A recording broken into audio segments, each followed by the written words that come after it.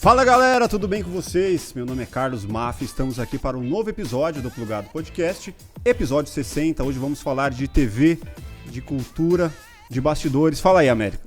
Cara, prazerzão estar aqui, episódio 60. Episódio 60. É uma volta, né? Eu tava sentado do lado de lá no 34, tive o prazer de ser o entrevistado e agora como co-host aqui com o Mafia. Grande prazer, muito obrigado por estar Obrigado aqui. você pelo convite, cara. Nós estamos juntos. Uma honra, adoro esse projeto aqui. Maravilha. Vida longa ao Plugado. Valeu, temos aqui a grande honra de ter José Armando Vanucci. Fala, tudo bem?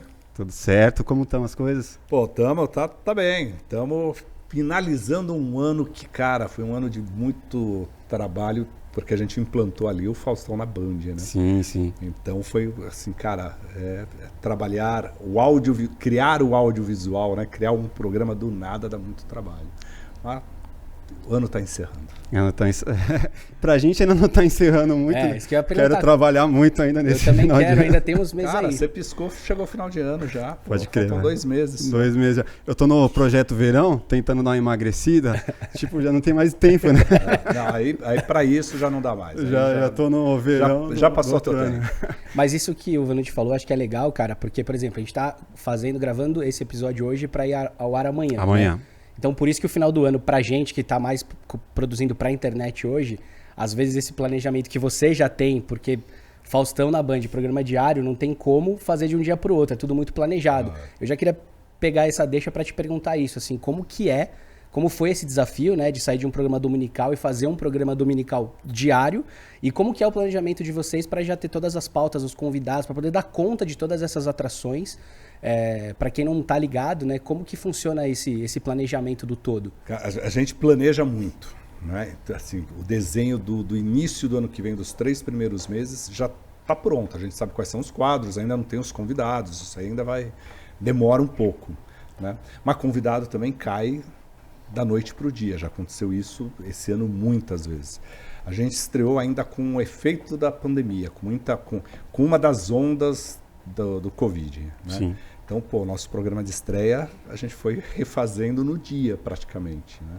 Porque a gente tinha um planejamento de gravar 15 dias antes, acabou gravando na sexta-feira para colocar na segunda-feira no ar, porque caíram os convidados com o Covid. Então, apesar de todo um planejamento, hoje você tem que estar pronto A televisão mudou muito, né? A televisão hoje, antes a gente planejava, até novela, né? Você conseguia gravar novela com muita antecedência. Hoje você grava perto ali, não tem muito. Não. A gente abre 10 dias de frente. De frente. Mas planeja. Você vê hoje a TV bebendo muito da fonte da internet, assim como a internet já bebeu lá atrás na fonte da TV? Eu acho que tem uma conversa entre elas. Uhum. Né? Eu, na verdade, falo assim, hoje em dia a gente produz audiovisual. Né? O que nós estamos fazendo aqui é um audiovisual. Se eu vou assistir no celular, no computador, num tablet ou numa tela Cross-media, né? que a gente chama de televisão, aí vai ser... Né? Eu posso assistir essa entrevista sentado no meu almoço aqui com o celular, posso estar no escritório, puxar o computador ali e assistir um pedaço, posso estar com o meu tablet ou sentado no sofá e assistir. Sim, né? no telão lá. Então eu acho que hoje tudo bebe de tudo, sabe? Assim, há elementos de tudo. Né? A televisão puxa um pouquinho da internet. Se você pegar essa novela Travessia, da Glória Pérez, o primeiro capítulo era toda uma brincadeira com a tela, com o formato, né? Porque ela vai ser vítima de uma fake news. Sim. Né? Então você tem... Tem o que de Black Mirror ali? Em alguns momentos você faz a vertical, em alguns momentos horizontal, e eles brincam como se estivessem tirando uma selfie nisso. Então buscou o elemento dali. Né? Então acho que tá Mas tudo você misturado. acredita que então o futuro é independente do conteúdo, independente da plataforma, a gente vai seguir uma linguagem ali que ele vai funcionar independente da plataforma. Assim como a Jovem Pan já faz, você que já trabalhou lá. A Jovem Pan, você imaginar que é uma rádio, né? Você fala assim, é rádio. Rádio é som. Aí começou a botar rádio com uma câmera e passar no YouTube. Hoje você produz uma televisão e transmite no rádio também. Né? Então, E às vezes você complementa, né? Porque o corte, quando sai para o break na TV, você pode colocar propaganda ou colocar uma informação de trânsito ou alguma outra. A Band News faz isso durante o Jornal da Band. Sim. O Jornal da Band sai para o break na TV, eles fazem um break e trazem informação. A Jovem Pan mesmo, na área de esportes, né? Eu sempre vejo lá os programas de esportes. A todo tempo o host está apresentando. Aí ele fala, só um minutinho que estamos indo aqui para o break da rádio. Aí ele espera 2 segundos. Aí continua a resenha da na rede, internet. né? Aí vamos pra rede. Continua a resenha ali para quem tá assistindo no YouTube. E aí depois ele, gente, só um minutinho. Voltamos agora aqui na Rádio Jovem Pan com vocês. Eu ainda acho que tem que sair tudo junto. Tá? Não, eu também acho assim, uma interrupção chata para quem tá para as duas na plataformas, internet. para quem tá na internet, para quem tá na porque rádio. O cara da rádio não percebe, né? Porque ele faz o break entre o break. Mas para quem tá na internet, às vezes tá uma discussão ali do futebol, o Vampeta falando uma parada, os caras rindo, e aí o pilhado ele tem que parar a galera para poder fazer o momento da volta. Na hora que volta pra rádio, o cara continua na internet, porque não parou e você volta no meio do assunto. Exatamente. Então, eu acho que ainda tem tudo isso. A gente tá numa fase de ajuste. Cara, a gente vive um momento único de produção de conteúdo. Quando eu comecei no jornalismo, eu tinha o Estadão, a Folha, o JT, a Folha da Tarde, né? E tinha o Diário de São Paulo, né? Diário Popular na época. Ou era Diário de São Paulo, um dos dois ali. 2, 3 revistas, 4 emissoras de rádio e 3 emissoras de televisão. Hoje, o cara que se forma em jornalismo, em audiovisual, em rádio e TV, o cara pode produzir o que ele quiser com um celular tão bom quanto o Spielberg fazendo um filme, entendeu? Ele concorre, a tecnologia está ali. Você não precisa mais, né, de 80 câmeras, helicóptero, Pantanal, a Globo acabou de fazer só com drone. Olha o custo como barateou, né? Olha que legal, eu tenho filhas pequenas, né, de 9 anos, e hoje ela estava me mostrando uma edição que ela fez no iPad, ela tá criando conteúdinhos de papercraft e tal, e ela veio me mostrar a edição dela, e ela me mostrando, ela ajustando o time ali, a transição, eu falei, filha, o que você está fazendo agora, eu fiz pela primeira vez com 19 para 20 anos, quando eu comprei um PC e tive a oportunidade de ter o Movie Maker. Cara, e antes da nossa geração, a galera pegava o filme e cortava com a navalha, né? Na edição linear, né? A gente já teve a chance de começar no não linear. Eu não peguei essa época de cortar... Não, mas na TV, Vanucci, provavelmente você pegou fita, né? Dava play numa fita, gravava na outra. Eu peguei na rádio. Eu cheguei uma vez na rádio, era a época do plano Collor, alguma coisa assim. Você não podia gastar dinheiro, não tinha dinheiro, né? Porque foi tudo confiscado. Então estava proibido você editar no corte, era o mais fácil. Você pegar ali a Gillette, tu corta a fita, emenda e o áudio dava um saltinho e matava lá. É isso. Parou isso, não podia mais. Mas olha que legal, né? Uma criança de 9 anos produzindo conteúdo, né? Nós somos produtores de conteúdo o tempo todo. Sim. Né? É a influência da televisão, da internet, né? Não, ela tem o olhar dela ali de tudo. E entrega. E quando não está fazendo, não tem nem celular ainda, ela pega assim e fica, oi pessoal, hoje estamos aqui, não sei o que lá, tipo, brincando de ser youtuber, sabe? Tipo, minha filha tem 17 anos, né? Tá na fase de vestibular. Então eu pego no pé dela e falo, pô, você tem que ver jornal nacional, jornal da Band, assista um jornal, pô. E aí ela vem conversar comigo sobre o que está acontecendo. E viu na internet. Mas o que é? É o corte do Jornal Nacional, do Jornal da Band, do Jornal da Record, que está ali.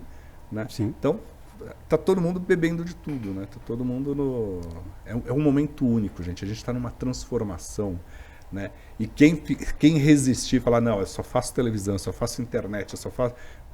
Tá lascado. É porque tudo se misturou também, né, cara? Tipo, eu falo muito pelo meu pai, assim. O meu pai, eu vi muito acontecendo, até eu morava com ele na época ainda, essa coisa da segunda tela. Né? Ele é um cara super tradicional de TV, e aí ele foi vendo que ele poderia, com o celular dele, ter acesso a outras coisas complementares aos conteúdos que ele gosta. Ele é muito ligado em jornalismo, né, no factual e também em esporte, ele ama. Então, hoje eu vejo ele assistindo jogos, né, na segunda tela, seja pra brincar com a galera no WhatsApp, nos amigos tirando sarro, dar uma zoada, dar uma zoada, mandar um meme, ou então, tipo, mandando um tweet por um programa de TV que ele gosta. Então, é muito legal ver como que as outras gerações também foram pegando. As novas, a linguagem ele já nasce, né, totalmente plugado. Total. Mas a galera mais velha, é muito legal ver como tudo está misturado e existe uma nova linguagem que junta essas outras estéticas, essas outras formas, né, de conteúdo. Esses dias eu fui conversar com um amigo meu, né, que estou remontando um site, né? De conteúdo sobre televisão, cultura pop e tal. E aí fui conversar com ele, ele falou assim, olha, ouça mais a sua filha do que os adultos, entendeu? Porque tá ali, não adianta. Eu vou ouvir sua filha de 9 anos, entendeu? Ela sabe muito mais do que nós 3. Ela já vai falar de TikTok, Kawaii. Cara, posso puxar um parênteses disso que ele falou que é muito legal? Eu tô assistindo, até uma dica para os nossos seguidores aí, pro nosso público. Eu tô assistindo uma série do Netflix que conta a história do Spotify. Não sei se vocês já viram. Ainda não. Mas é bem legal. Acho que são 5 ou 6 episódios e mostra o cara, que ele é sueco, se não me engano. E ele era um programador, ele vendia anúncio na internet, ele tinha um programinha lá de anúncios e tal. E aí tem uma hora que, assim, ele gostava muito de música e ele teve um insight que é genial do Spotify, que é tipo assim, a indústria tava brigando, a Sony com os artistas, com pirataria, com a galera usando o Pirate Bay para baixar os discos, o Napster, aquela mistureba toda. E ele chegou e falou, cara, a gente tem que criar uma ferramenta que não tenha lag, que a galera dê play, porque era uma chatice você baixar o disco, e aí o disco vinha errado, vinha um cara de uma banda começando, colocava a ID3 tag do artista famoso e aí disponibilizava. XXX, já vinha... E aí ele começa essa briga de chegar nas gravadoras e fala assim, cara, vocês têm que entrar comigo nessa do Spotify, porque vocês têm que estar nisso porque a música vai ser de graça. E aí mostra os tiozões da indústria, assim, os caras brigando, e isso que o Vanucci falou é muito legal e me lembrou, porque tem uma hora que o tiozão lá, o dono da gravadora, o CEO, pica lá, ele tá nessa briga e tal, não sei o que, briga judicial, Pirate Bay, não sei o que lá, audiência, e aí tem uma hora que ele chega na casa dele, vai ver o filho no quarto e o filho tá baixando um disco no Pirate Bay. Aí ele fala, pô, como é que você faz isso, cara? Eu tenho uma empresa, eu mandei um monte de gente embora, a indústria tá acabando e tal. E aí vai mostrando como que a influência da nova geração fez o cara repensar o modelo, porque ele falou assim, cara, se o meu filho, que sabe do meu corre, sabe tudo que tá acontecendo, tá assim, tá cagando, eu não posso ignorar. Pra lei. E a Vevo foi assim também, né? Também. Quando o YouTube começou a disponibilizar os clipes e as gravadoras ficaram preocupadas, foi também o filho de uma pessoa, de uma gravadora, que ele chegou e falou, cara, a gente tem que criar o Vevo pra colocar os clipes em alta no YouTube, porque eles vão ver. Sim. Eles querem ver ali, né? Se a gente não tiver ali, eles vão dar um jeito de ver de outro jeito. E a plataforma, né? Cara, eu gostaria que você voltasse um pouquinho, voltar um pouquinho na nossa timeline e contasse um pouco pra galera que não conhece um pouco do seu histórico. Lá de onde você começou, cara. Como que foi? Assim, eu tenho 30 anos de jornalismo, 30 e uns quebradinhos de jornalismo. Eu vou começar que nem aquelas apresentadoras que você nunca sabe o nome. A idade, né? Assim, mas eu tenho 33 anos de jornalismo, né? E eu sempre fui apaixonado por televisão, né? Eu lembro de assistir TV Tupi, olha como eu sou velho, TV Tupi, com minha mãe, com minha avó, moleque, assim, eu sempre gostei muito de... Qual o primeiro programa que você viu na TV? Putz, eu lembro uma das primeiras novelas que eu assisti, eu sempre fui noveleiro, cara, assim, eu tenho uma influência, eu adorava assistir novela. Então, assim, a primeira novela que eu assisti foi Mulheres de Areia, e eu lembro também de A Viagem, na Tupi, final dos anos 70, início dos 80, quase no finalzinho porque teve uma versão anterior de Mulheres de Areia. Teve. A gente acha que tudo vem. Eu peguei a outra só. Da Globo. Não. Teve a versão lá atrás, de Mulheres de Areia, de A Viagem. Pode crer. Lá, pô, que era sensacional, né? E você tinha quantos anos? Ali eu devia ter uns 5 anos por aí. Uns 5 anos por aí. E aí, então eu gostava muito de televisão, assistia. E na minha casa, o bacana, meu pai era publicitário, então ele não proibia o acesso a televisão, a rádio, nada disso. Mas a gente tinha que conversar sobre, né? Que é o que eu adoto com minha filha. Eu não proíbo nada, mas eu falo, vamos conversar sobre. Sim. Né? A única regra, isso aqui é 18, você não pode assistir. Sim. Eu lembro Elite, quando saiu nas primeiras temporadas, falava, 16 anos você não pode assistir. Né? E ela com 15 e tal, e quando 16 ela maratonou tudo. Assim. Falou, pai, fiz 16. Já posso. Classificação indicativa permite. Logo vai mudar para 18. Né? Mas E aí eu comecei a fazer jornalismo, sempre fui apaixonado por TV, cheguei na Jovem Pan, queria fazer economia, ali era a minha praia, né? Naquela época de Plano Collor, responder ouvinte e tal, mas eu tinha uma influência danada da Marília Gabriela, que ela fazia um quadro dentro do TV Mulher, que era o Ponto de Encontro. Todo dia ela entrevistava alguém e aquilo me fascinava. Você poder conversar com alguém, trocar ideia, cara, isso é um dom que o ser humano tem, que nenhum outro bicho tem. E é isso que nos faz chegar a esse ponto na tecnologia, nos avanços, nas discussões, no que é a nossa sociedade. E aí, um belo dia, o seu Tuta, pai do Tutinha, né, ele me viu falando sobre televisão. E aí ele falou, pô, cara, eu quero que você faça isso aqui na rádio, né? Comente. Na época, a Hebe Camargo era uma das comentaristas do Show da Manhã, no AM. Era a Hebe Camargo e tinha uma professora que falava de televisão lá também. E as duas saíram. E ele falou, então você vai ocupar o lugar das duas. Que responsa, hein, cara? Ó! Substituir a Hebe. E aí eu comecei a falar de televisão. Não tinha fonte nenhuma, não tinha nada, só assistia a televisão. Passei a fazer comentário e gostar. Pô, não é notícia, é comentário.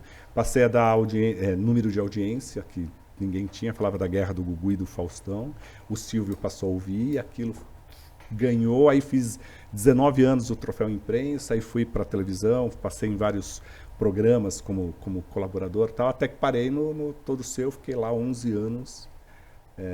E aí veio o convite para ir dirigir, fazer o conteúdo do Domingão do Faustão. E aí eu falei, cara, salto, né? Aos 45 eu falei, pô, eu acho que tá na hora de eu dar uma virada aqui. Uhum. E aí fui eu acho que fui um dos pioneiros em blogs sobre televisão, levar para a internet a audiência, analisar a audiência. Você tinha um relacionamento ali com o Faustão? Antes disso tinha. Ele me assistia, me ouvia, então, assim, mas não era um relacionamento, era uma amizade, um coleguismo ali. E aí um dia a gente estava num almoço e ele falou, pô, eu estou precisando de um jornalista mais velho. Mas estou precisando de um jornalista mais velho, até se concretizar foram 6 meses, né? Na mesma época o SBT tinha me chamado, que é a história mais maluca que tem.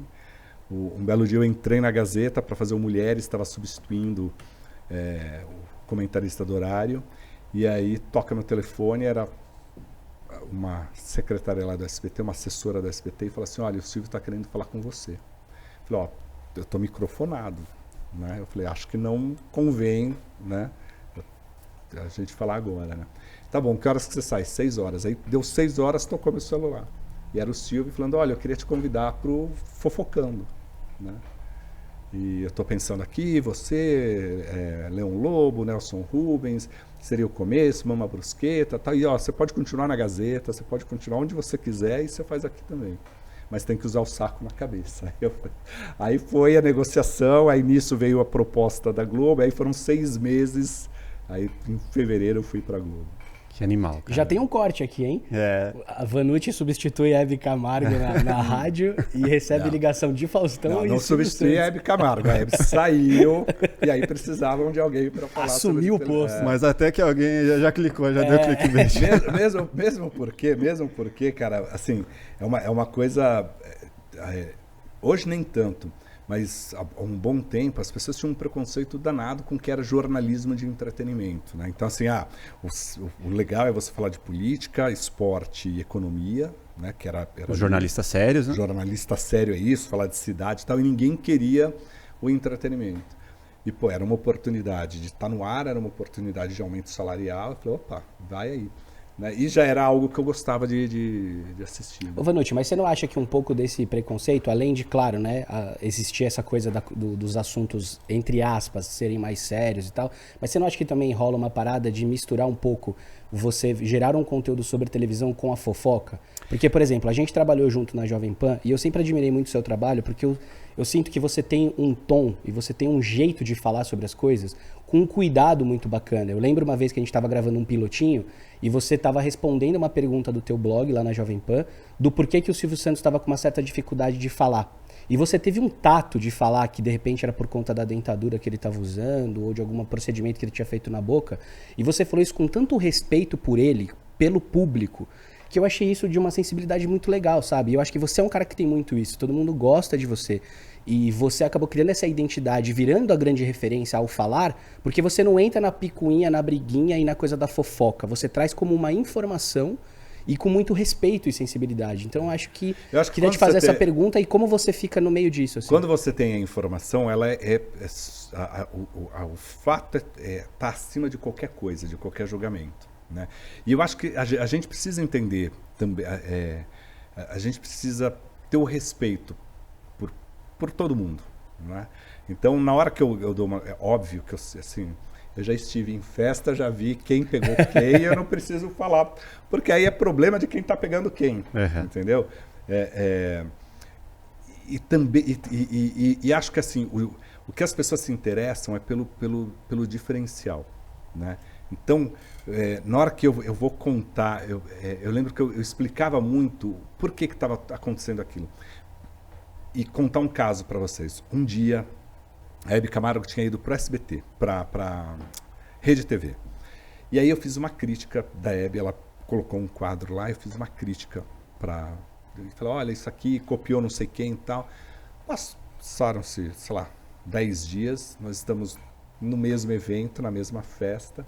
A Hebe me viu do outro lado, assim, veio com o dedo assim, apontando assim, né? E aí ela virou e falou, Vanucci, tenho que te falar um negócio. Você errou. E você falou isso, eu fiquei muito chateada com você, porque você é um cara que não poderia ter errado nisso, porque isso é histórico. Isso foi um quadro meu, que eu fiz lá atrás na TV Paulista. Aí eu falei, pô, Hebe, desculpa então. Aí ela me deu um beijo assim e falou, te amo, mas você errou. E te respeito porque você é um grande crítico. No outro dia, cheguei na Jovem Pan e falei, olha, eu falei isso, quero corrigir, porque a Hebe veio me contar, porque eu contei isso, fiz no Todo Seu a mesma coisa. A Hebe me ligou, e ó, isso faz tempo, gente. A Hebe me ligou e falou, e ela já estava doente, porque ela já estava ali na Rede de TV e tal, e ela virou, ela falou assim, Vanucci, é por isso que eu te respeito. Né? Então, é isso, né? É você ter entender, né? Às vezes as pessoas falam sobre televisão, sobre cinema, sobre propaganda, sobre qualquer coisa audiovisual, achando que é fácil, né? Mas você precisa entender o que tem ali, porque às vezes a pessoa não faz determinada coisa porque não dá para fazer, né? Às vezes a pessoa está ali no trabalho, você tem que entender, você fala assim, pô, é um senhor de 80 anos, né? Então ele pode estar tomando um remédio que deixa a boca mais seca, pode estar com algum problema Poderia ser muito fácil eu ir lá escancarar e zoar, será que é a dentadura? Olha, não passou corega. Né? Passou corega, não passou corega, né? Mas quando você traz a informação, né, e respeita, e aí vai. Aí você pode falar de tudo. Porque às vezes a crítica ela é muito vista, assim, ela tem esse limiar, né? Entre ser uma crítica como você fez, tipo, esse quadro talvez a Hebe não acertou, porque é uma coisa que já existia, não foi tão bem. Isso é uma crítica que é o seu trabalho. Outra coisa é quando você vê nitidamente quando o jornalista, em qualquer área, faz uma crítica destrutiva, só para realmente derrubar a história toda, né? Seria o Regis Tadeu? Eu acho que o Regis Tadeu já esteve aqui. Às vezes eu tô no carro ouvindo rádio, ou tô assistindo televisão e tal, eu falo assim, eu vou bater o carro. Porque as pessoas falam um negócio que dá vontade de eu ligar na rádio e falar assim, cara, não é isso, cara. É totalmente assim, não dá, assim. Porque fala, não, eu acho que a intenção... Esses dias eu tava vendo uma análise do debate na Band do Lula e do Bolsonaro. E aí, porque tem, né? Será que a TV favoreceu um ou outro e tal? Cara, não é. Você fala assim, não tem como você mudar a câmera, ó, só porque entrou o outro mudou rapidamente a luz e ficou mais... Não tem, gente, assim, não tem que conhecer. O pessoal cria teoria, né? Vai criando teorias de várias formas. Que são terríveis. A nossa linha do tempo, você chegou no Faustão. Aí eu gostaria de entender, você mudou num canal relativamente pequeno, em relação à Globo, é pequeno, e chegou lá, Faustão, com uma baita responsa. Como que foi essa mudança? Cara, primeiro que assim, você tem que aprender muita coisa, né? Você acha que você sabe de tudo e você não sabe de porcaria nenhuma, né? Mas eu acho que o meu grande desafio ali era assim, quando eu cheguei na Globo, cheguei no Faustão, eu falei, eu não posso ser areia nessa máquina, porque é uma máquina que funciona, né? Então eu precisava entender o papel de cada um, o que cada um fazia, né? Entender como que aquele programa, porque assim, Fausto, Silvio Santos, Gugu, né, que já não está, o Raul Gil, você conta nos dedos os apresentadores que são, talvez o Portiolli, apresentadores que são donos do programa, não no sentido de dividir com a emissora, nada disso, mas que a personalidade é tão forte que o programa é ele. Né? Tipo o Emílio também. O Emílio, assim, sabe, são personalidades tão fortes, são tão comunicadores, que você eu como produtor de conteúdo, eu não estou produzindo o que eu quero, mas eu estou produzindo o que vai encaixar naquela pessoa, naquela boca, naquele pensamento. Sim. Né? Então não adianta eu vir com uma ideia totalmente diferente se não vai encaixar no que é o Faustão. O Faustão é show, o Faustão é alegria, o Faustão... Não adianta eu falar, vamos fazer uma pauta de assistencialismo. Não é a pegada dele. Né? E é isso que você tem que... E lá você foi convidado por ele para ser esse jornalista mais velho, para dar ideias de quadros, para ter um núcleo para dirigir? O que você fazia exatamente? Eu fazia o conteúdo ali. Então, assim, era arquivo confidencial, eram as fichas, eram as pesquisas, coordenava todo esse pessoal. Coordenei o digital lá, então você vai... Que legal, cara. Vai. E foi um grande desafio, você entender isso, assim, pô, como que eu vou me posicionar nessa reunião que está o próprio Fausto ali, tem o diretor artístico, o geral, né? Então você entender como... E entender que, assim, o conteúdo é uma base para o artístico da televisão, né? Então um não pode prejudicar o outro, né? Você tem que ser muito parceiro, né? Pode crer. Acho que esse foi o meu grande... Assim, o grande desafio foi esse. É aprender, cara. Agora, é uma mudança, né? Assim, e qual a principal mudança que você conseguiu propor lá logo de... Eu acho que não, assim, foi andamento de arquivo confidencial, foram alguns andamentos. Eu acho que eu tenho um jeito que eu consigo conversar mais, né? Então, assim, eu acho que eu conversei mais com o Fausto, consegui levar mais coisa para ele, sabe? Teve mais... A troca é muito boa. Pode crer. Tanto que rolou ir pra Band também junto com ele pra esse novo desafio aí, né? Eu cheguei lá na segunda leva. Teve uma leva que chegou em junho, eu cheguei em agosto lá. Tá. Né? Para preparar o programa. Eu acho que foi mais trabalhoso de agosto a dezembro. Subir tudo aquilo, gente, não é fácil não. Nossa, imagino, cara, porque todo mundo falando que o Fausto ia sair da Globo no domingo porque talvez ele fosse parar. E aí ele multiplica o programa dele por 5 na Band. Cara, você sabe que quando a gente pega esses apresentadores mais velhos, né? Assim, vocês já pensaram isso? Porque eu já pensei, falar assim, quando que eu vou me aposentar, né? Quando eu me aposentar, eu quero ir pra praia, eu quero ir pro campo, minha filha vai estar com tantos anos. Aí você calcula ali, você fala, pô, quero estar bacana, quero curtir a vida e tal. Para esses caras, e a Hebe foi um grande exemplo disso, não tem o parar. Né? Não tem, né? E o bacana do Fausto nessa, quando... Se parar, morre, né? Porque é a vida, né? Porque isso vai acontecer com a gente. Eu acredito, né? Que comigo vai ser assim. Você não consegue parar. Você transforma o seu trabalho, mas você não... Dá uma reduzida ali, mas, cara... Você não... No caso do Fausto, ele aumentou, né? Ele tinha 3 horas no domingo, foi para 10 semanais, assim. Triplicou o trabalho. Mas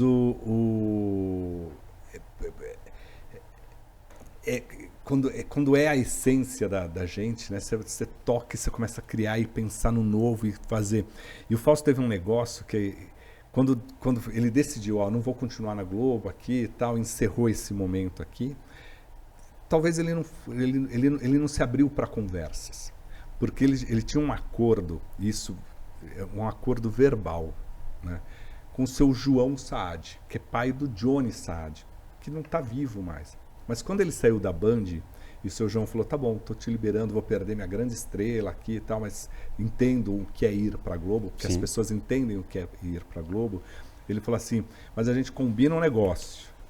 Se um dia você sair da Globo, você volta para cá. E ficou essa promessa. Se um dia... Tipo jogador de futebol, né?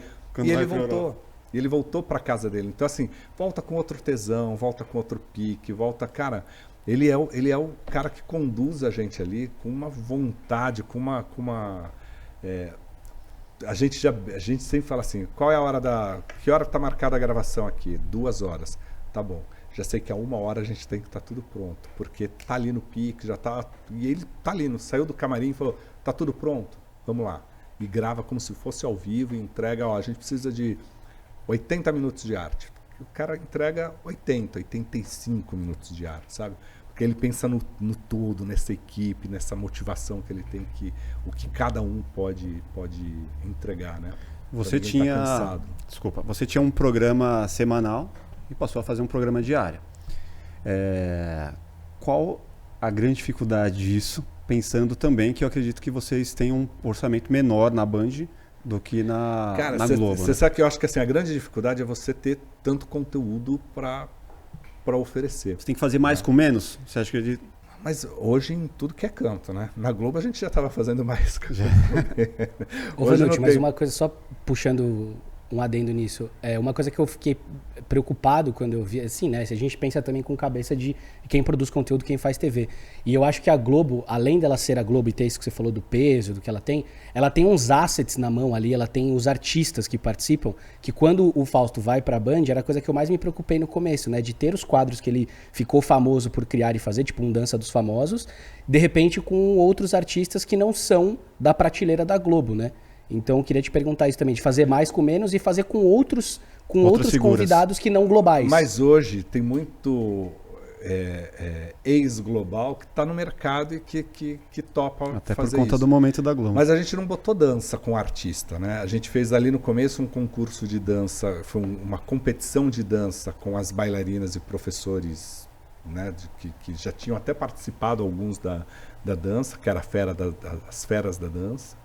Mas o bacana foi que a gente teve que tirar mesmo, falar assim, pô, a gente... E tem uma falsa ilusão, né, de que assim, o elenco da Globo está à disposição de todos os programas da Globo. Não está. O elenco da Globo, ele está contratado para fazer novela. Ponto. É o contrato dele. Ele não está contratado para fazer novela mais os programas. Os programas precisam convidar. Quando você vai fazer uma dança dos famosos... Tanto que tem até cachê, né? Tem cachê. Você negocia. Né? Então, o cara vai fazer a dança dos famosos, ele tem o salário base dele lá, e quando ele está no ar, quando ele vai para a novela, ele tem uma aplicação. O programa precisava pagar esse cachê. Né? Ele ganha. Então, não é que está no contrato, ele ganha para fazer. Até para ter o compromisso ali, né? Negocia, de ensaiar. Você faz esse compromisso, o ensaio. Cara, o dança, o show eu acho que ainda é mais puxado. Os caras são loucos de fazer aquilo, porque ensaia o tempo todo. Em uma semana você tem que pegar aquela coreografia, é difícil. Sim, é difícil. Mas nessa conversão de fazer o programa diário e estar na Band, conta para mim um pouco das dificuldades. Então, eu acho que assim, é você lidar com todas essas variantes. Você não ter o elenco que você tem na Globo, então você precisa o tempo todo se reinventar ali. Reinventar. Né? Você tem uma verba menor, então você tem que pensar, falar assim, pô, como é que eu vou ganhar nessa verba? Eu tenho que fazer um convite com mais antecedência para a passagem sair mais barata, né? Enfim, aí é uma rotina de produção que você vai. Mas eu acho que o maior desafio, não é nem dificuldade, o maior desafio é você pensar em conteúdo o tempo todo. Porque imagina, você está assim, a gente grava segunda, quarta e sexta, 2 programas em cada dia. Uhum. No começo a gente gravava todos os dias, de segunda a sexta, um programa. Cara, você sai morto de uma gravação, porque exige muita coisa no padrão de alta qualidade Sim. que o Faustão impõe. Você saia morto, respira, vamos fazer uma reunião de pauta aqui. Qual que é? Amanhã já o programa amanhã. O programa amanhã está fechado, isso. Tá bom. E o de segunda-feira? Porque aí você já tem que pensar de uma semana depois. Né? Como é que está a outra semana? Nossa, loucura. Qual é o convite? Então, acho que o grande desafio e a grande dificuldade é isso, é você ter essa... Tanto que no conteúdo, sou eu e o Thiago comandando uma equipe para a gente conseguir... E ainda tem a pós, né? Porque você faz todo o programa, mas... Que não é ao vivo. Que não é ao vivo, aí você tem que finalizar esse programa, você tem que corrigir luz, corrigir áudio, porque a gente entrega um produto de qualidade. Né? Sim. Falando em qualidade, teve uma época na Globo que as câmeras do Faustão eram todas câmeras de cinema. Foi uma inovação ali, o primeiro programa a fazer isso. Conta pra mim, como que foi essa época aí? Essa foi uma aposta do Ricardo Waddington, né, que na época ele era o diretor de gênero, né, do Faustão. E logo depois ele foi para produtor e aí hoje virou o cara responsável por todo o entretenimento da Globo, né? E o Ricardo ele é o cara da novela, né? O cara do cinema, da fotografia, tem um outro olhar. E quando ele veio para o show, ele falou assim: a gente pode acrescentar isso no show. A gente pode ter uma textura estética cinematográfica, uma estética diferente, né? Cara, e aquilo foi assim, foi um trabalho, porque teve que chegar as câmeras, treinar... Você lembra quais câmeras que eram? Era uma Sony... Era uma Sony, cara. Eu fiz um audiovisuando. Pra quem não sabe, eu tenho um canal no YouTube, fazer um jabazinho. Lógico. Aqui. Eu tenho um canal no YouTube chamado Audiovisuando, que a gente fala um pouco sobre esses bastidores. Se você procurar, tem lá a gente falando... Era F55? Chama Cinefausto, era F55... Cine alta, e aí a gente fala lá das lentes e tal, exatamente por conta disso, porque, para quem não sabe, né, a câmera de cinema, o tamanho do sensor, a profundidade de campo que a gente chama, né, onde está focado, onde não está focado, parecido até com a estética que a gente tem aqui no Plugado, ela exige toda essa adaptação do time, que estava acostumado com broadcast. Então, desde quantos frames por segundo, que geralmente a TV são 30... Tinha que alterar. Tinha que alterar para 24, Tinha que alterar, senão dava um batimento. Dava Sim. O próprio telão. Imagina atrás. com os telões. Cara, todo o parque tecnológico teve que ser adaptado. Cara, teve que trabalhar, assim, porque... Mas isso fica tão... Tinha gente que falava, não, mas em casa o público não vai perceber. O que é bonito você percebe. Né?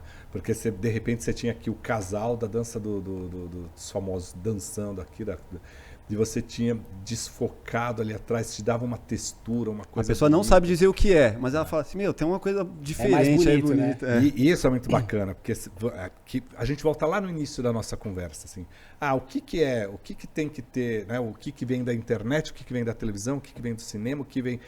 Mas por que um programa de auditório precisa ter uma qualidade estética dessa? Né? A novela precisa, uma série precisa, mas por que Porque é bonito. Sim. Né? O bonito também ajuda. O estético leva o seu conteúdo junto. Sim, a primeira coisa você devora com os olhos. Né? E aí, olha que coisa. Porque a gente falava assim, putz, a gente vai ter que melhorar agora as câmeras da externa. E o jeito de captar a externa. Né? Porque você traz... Imagina, você faz um arquivo confidencial, aquela imagem bonita. Maravilhosa. Entra um VTzinho ruim tudo chapado ali, aquele sensor pequenininho, uma imagem, né, bem de TV. E isso é o bacana de televisão, é você se desafiar o tempo todo. Né? Mas isso quem implantou lá foi o Ricardo. O Waddington. Porque ele trouxe um conceito que era assim, o programa é noturno. Né? Então você tem que mudar a iluminação, mudar tudo. Sim, dá esse ar, né? Esse ar de noite. Animal. Quer mandar? Cara, eu queria aproveitar e falar de uma coisa que eu acho muito legal também aí nessa trajetória maravilhosa do nosso convidado, que é o livro que ele lançou e que tem a ver com o Fausto também, né? Que foi uma coisa que parece que o Fausto deu esse... O Fausto, uma vez eu estava numa pizza na casa dele, eu e o Flávio Rico, né? A gente, assim... A princípio, eu sou amigo do Flávio, mas naquela época eu era colega, era já amigo, a gente já trocava muito ali. Mas éramos concorrentes, né? Assim, a gente brigava pela capa do UOL, não tinha isso, né? Eu como Jovem Pan parceira do UOL, ele também. O Flávio, para quem não sabe, né? É o Flávio Rico, que é jornalista, colunista. De televisão também, uma outra grande referência. Ele sabe muito. E aí o Fausto parou, botou a mão no meu ombro, botou na dele e falou, vocês são os únicos que podem contar uma história da televisão de forma imparcial. Né? E aí ele falou, vamos conversar. E um dia a gente foi almoçar, ele deu a ideia, mas a ideia era fazer um programa de televisão. O que hoje talvez fosse um podcast, assim, trazer e conversar com essas pessoas, né, que fizeram televisão. E aí a gente começou a desenhar, falou, a gente pode fazer um livro, a gente pode fazer um programa de TV. Documentário, talvez? Documentário, tal. Tanto que a gente tem muita coisa em imagem. Gravado, em áudio e imagem. E aí a gente começou a falar, vamos fazer isso. Aí começou a fazer uma lista, tá bom, para não falar só de São Paulo, Rio, quando a gente viu, a gente tinha 500 nomes para entrevistar. Nossa. E foram 4 anos... 400, das 500 entrevistas. Porque a ideia era assim, e foi o que a gente conseguiu colocar, primeiro que a gente fala, onde começou a televisão? Em São Paulo. Né? Então, vamos pegar os pioneiros de São Paulo. Mas a gente tem os pioneiros de São Paulo, tem os pioneiros do Rio, porque não era rede. Né? Lá teve um 1.0 também, de BH. Então, a gente começou a mostrar como essa TV surgiu em cada lugar até virar uma TV nacional, né? E foi contando essas histórias de gente que estava no vídeo e gente que estava no bastidor. Cara, foi muito... Na época eu trabalhava o dia todo na Jovem Pan, escrevia um blog, fazia TV Gazeta e escrevia o livro. E qual que foi, depois de lançado, qual que foi a repercussão? Que desdobramento que rolou? Primeiro que foi assim, foi o maior lançamento da Matrix, que foi a nossa editora. Né? Em São Paulo, eu lembro que teve uma hora que a livraria cultura lá do Iguatemi, veio a gerente e falou assim, olha, a gente vai ter que fechar a porta e a gente está calculando que isso aqui vai até 1h da manhã, porque a gente conseguiu reunir público, mas também muita gente da televisão que foi lá para prestigiar, né?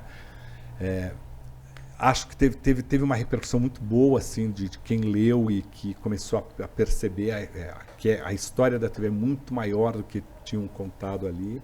E a gente começou a ter o feedback das pessoas que viram como a gente amarrou essas 500 entrevistas numa grande reportagem. São 900 páginas. E não dá para virar um doc isso aí? A gente tem lá, acho que os direitos estão livres, ó. Aí, ó. Dá pra fazer, cara. Daí, ó, a TV tá para completar 50, vai daqui a pouco 80 anos, pô, dá pra gente fazer. Porra, dá pra gente então, fazer. ó, fica a dica pra vocês aí, ó, livro Biografia da Televisão Brasileira, que é isso. E, cara, eu queria te cumprimentar aqui durante o podcast, porque eu acho que isso tem um valor histórico, cara, incrível, assim. Você e o Flávio Rico e todos os pesquisadores, né, que se doaram esse tempo, de realmente deixar documentado nessa grande reportagem que vocês fizeram com histórias que muitas vezes até conflitam, isso que é legal no livro, né? Porque como não tem nada... Qual que é a história real? Exato, porque assim, a gente tá aqui hoje num formato podcast, que tem muito a ver com rádio, talvez, na internet, mas a nossa origem da nossa TV, né, cara, ela veio muito dessa coisa da radionovela, do rádio ao vivo, talvez do teatro de época ali que existia, né, os folhetins e tal. Então é muito legal ver como que eles foram atrás dessas histórias, perguntando para quem viveu isso, quem... Cara, tem uma história que todo mundo sempre dava como verdadeira, de que o Chateaubriand quebrou a câmera na estreia com uma garrafa de champanhe. Bateu a garrafa e... O Chateaubriand, para quem não sabe, foi o cara que trouxe a TV pro Brasil, o dono, né? Era o dono de tudo isso, o doido, né? O dono da porra toda. E aí ele durante muitos anos ficou essa história. Quando a gente foi entrevistar a Lolita virou e falou, gente, eu tenho que desmentir isso.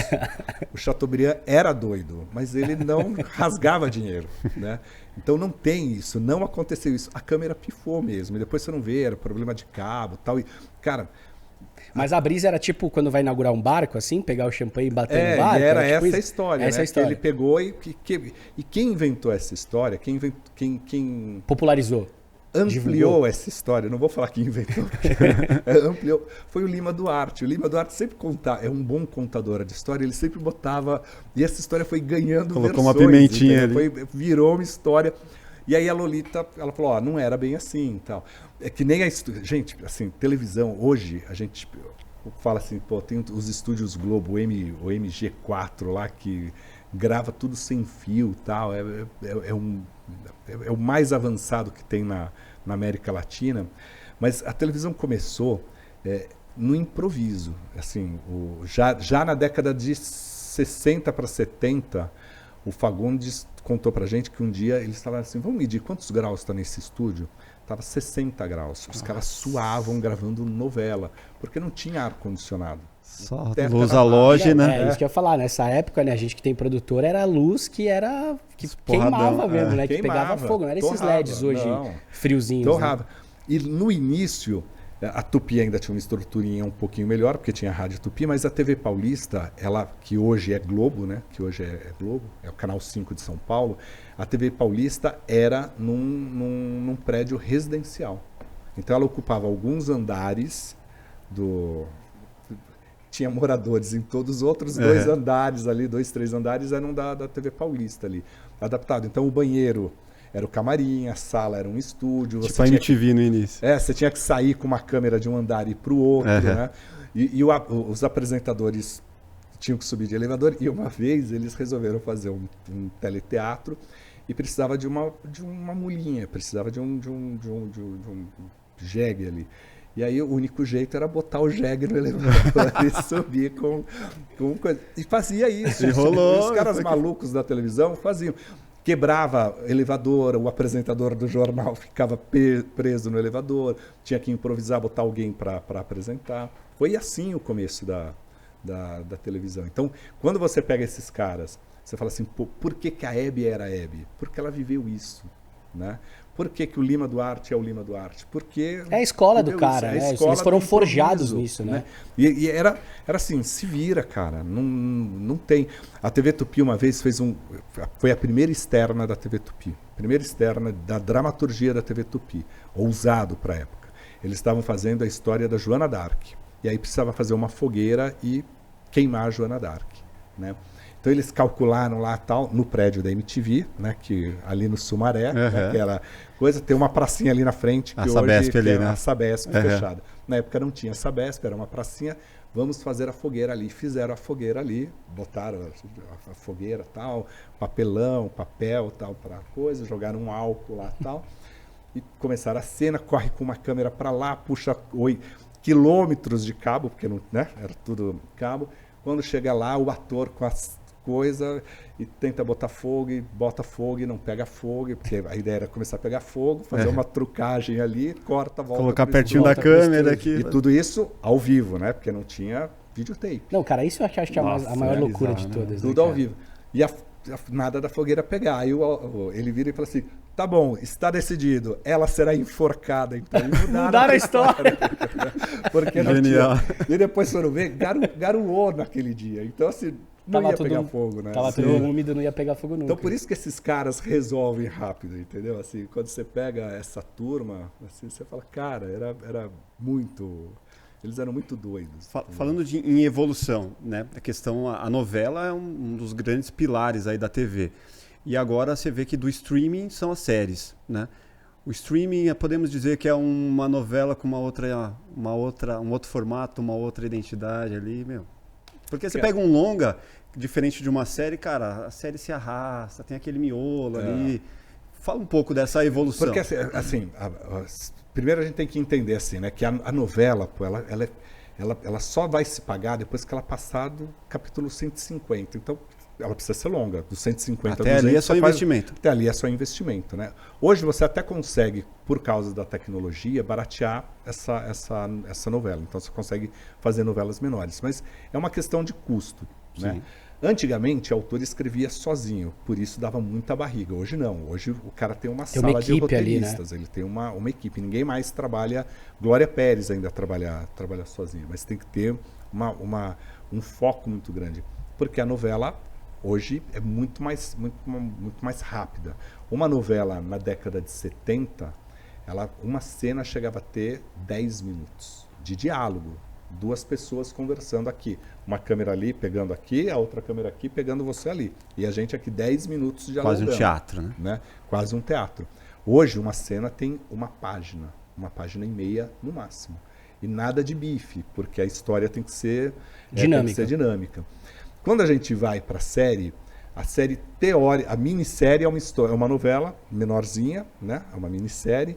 E a série, o seriado ali, você se resolve no mesmo capítulo ali, faz, né, no mesmo episódio, como o povo gosta de chamar, né, o mesmo episódio, e você se resolve em 10 episódios, em 13 episódios, em 8 episódios. Você, né, agora está na moda, 8 episódios é a temporada do que está chegando por aí. Mas quando você pega a essência, quando você conta uma história, ela pode estar em novela, ela pode estar em filme, é uma narrativa. É como você vai diluir essa sua história, né? Então, tem muita gente que fala assim, eu não assisto novela é tudo igual, tal. Mas série é tudo igual.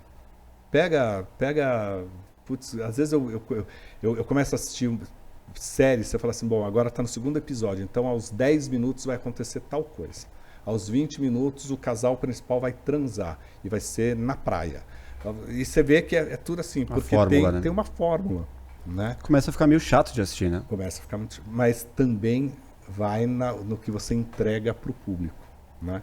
Porque se não tiver numa novela um gancho todo final de bloco, o cara não volta no próximo bloco e não chega no gancho final que é para voltar no próximo capítulo. Sim. Então, assim, as fórmulas existem, né? Mas tá muito igual. Mas eu, como espectador, eu começo a ficar meio cansado de ver seriado, porque você fala, cara, tem que assistir 10 episódios para ver o grande ápice ali. Tipo, e cada vez com menos tempo, cada vez com mais sono de parar e sentar. Porque eu acho que a gente... O problema é que a gente não tem mais tempo. Isso que eu ia falar. Porque eu acho que hoje, cara, a gente é bombardeado por conteúdos, né? Porque tem muito a ver com o que o Vanucci falou. No fim das contas, é audiovisual. Não importa o formato, a plataforma onde você consome. E o ser humano é o único animal que gosta de ouvir histórias, que existe essa cultura de contação de histórias. Então, eu acho que mudou muito, porque a gente está sendo bombardeado por todos os lados o tempo todo por essa vida louca de fazer tudo e dar conta de casa, de namorada e filho e não sei o quê. Então, eu acho que naturalmente a gente vai ficando... A gente quer ver o sumo da história, né? Tanto que, não sei se você já viu, mas teve um super fã de Breaking Bad, que é uma série assim que eu adoro, eu acho uma obra-prima, mas é uma série que você tem que dedicar um tempo ali. Você tem que, são 6 temporadas, era gravado em película, eles têm todo, né? Tem ótimos atores o tempo todo ali dialogando, tem cenas longas e tal.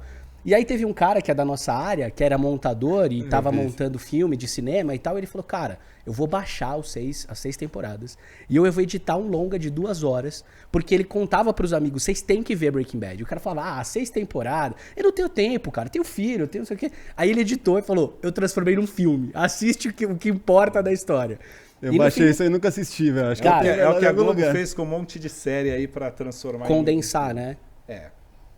Acho que às vezes perde história. Não, entendeu? Claro que perde, cara. Não tem como caber 6 temporadas, 12 episódios em 2 horas. Não, mas você sabe que tem uma coisa muito louca que mostra essa mudança, né?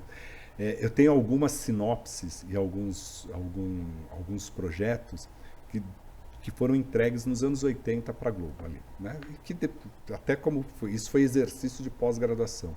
Cara, a sinopse tinha umas 200 páginas. Caramba. Né? Hoje, assim, o cara já fala, eu tenho 5 minutos, o que vai ser sua novela? O que vai ser sua Vira um pitch, né? Pitch, assim, tipo de elevador, isso. Né? Porque não tem mais, aí depois, ok, aprovei. Então me traga agora uma sinopse de uma página.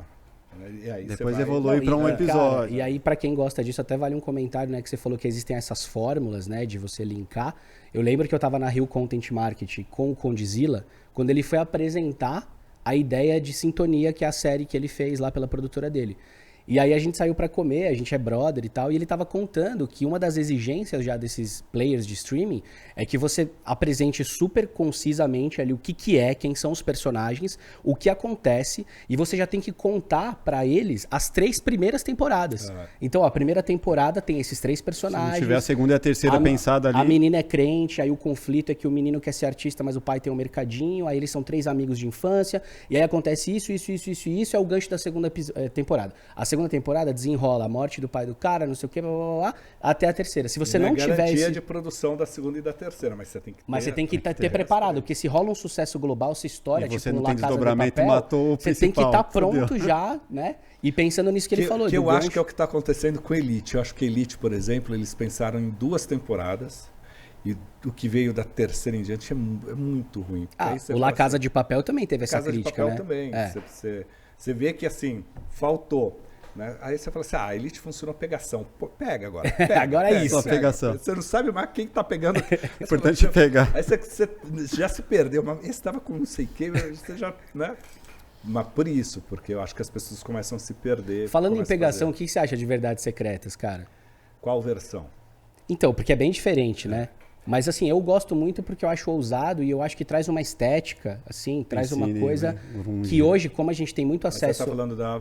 Verdades Secretas mais 1 recente. Ou 2? Mas me conta a história da Verdades Secretas 2. Cara, o Verdades Secretas 2 é tipo Elite, é pegação... Já começou... Tá vendo? Não tem... Mas qual a história? Não tem a história. Não, a história é a Giovanna querendo descobrir, querendo provar, na verdade, que a Angel matou o pai dela. A história toda é sobre isso. O tempo todo. Mas a gente consegue resolver isso em quantos episódios? Não, exatamente. Tanto, cara, que assim, quando eu assisti isso, eu tava em casa com a minha namorada e com a minha irmã. E aí a gente tava assistindo ali, minha irmã mora fora do Brasil, ela veio pra cá, ela ficou dormindo em casa e a gente ficou vendo. Rolou um constrangimento. Não é bom você assistir com a irmã. A primeira coisa que eu ia falar, puta cagada, não façam isso, mas ok. Mas a gente fez. E aí, cara, a gente tem uma brincadeira interna que tem uma hora, assim, tá rolando a pegação, o tiroteio e a traição, e aí o investigador que vem pra descobrir que se envolve, todo mundo se pega e vira uma trama maluca e tal. E aí a gente tava assistindo, e aí tem um momento que tem umas quebras que vai pra Taubaté, que é aquela menina que quer ser modelo e tal. E isso virou uma piada interna na nossa galera, assim, lá, que eu falava assim, momento Taubaté, vamos pular isso, porque era uma coisa ali da mãe que queria ser modelo, e a filha, não sei o que lá, então o núcleo Taubaté virou uma piada. Quando a gente tá vendo qualquer coisa hoje, filme, série, e rola uma barriga, a gente fala, momento Taubaté, vamos pular. Tanto que pra TV sobrou muito pouco quando você tira. Né? Porque é a série da... Eu acho então, que, aí assim, tem essa versão TV que é mais enxuta, né? Eu acho que assim, legal você ter... Assim, eu não sou contra nada. eu não sou contra nada. Você tem uma filha de 9 anos, você vai ter que conversar algumas coisas. Não tem como. Eu lembro, minha filha devia ter essa idade, uns 9 anos, estava passando a Avenida Brasil, né? Tufão e Carminha. Tufão brigando com a Carminha e fala, você é uma prostituta. Não sei o que lá. Aí ela parou para mim e falou, pai, o que é uma prostituta? Aí eu falei, filho, olha, é uma profissão. Falam que é a mais antiga. Não deve ser fácil. Não deve ser fácil, porque é uma profissão que sofre muito preconceito. Mas tá aí. É uma mulher que vende o seu corpo.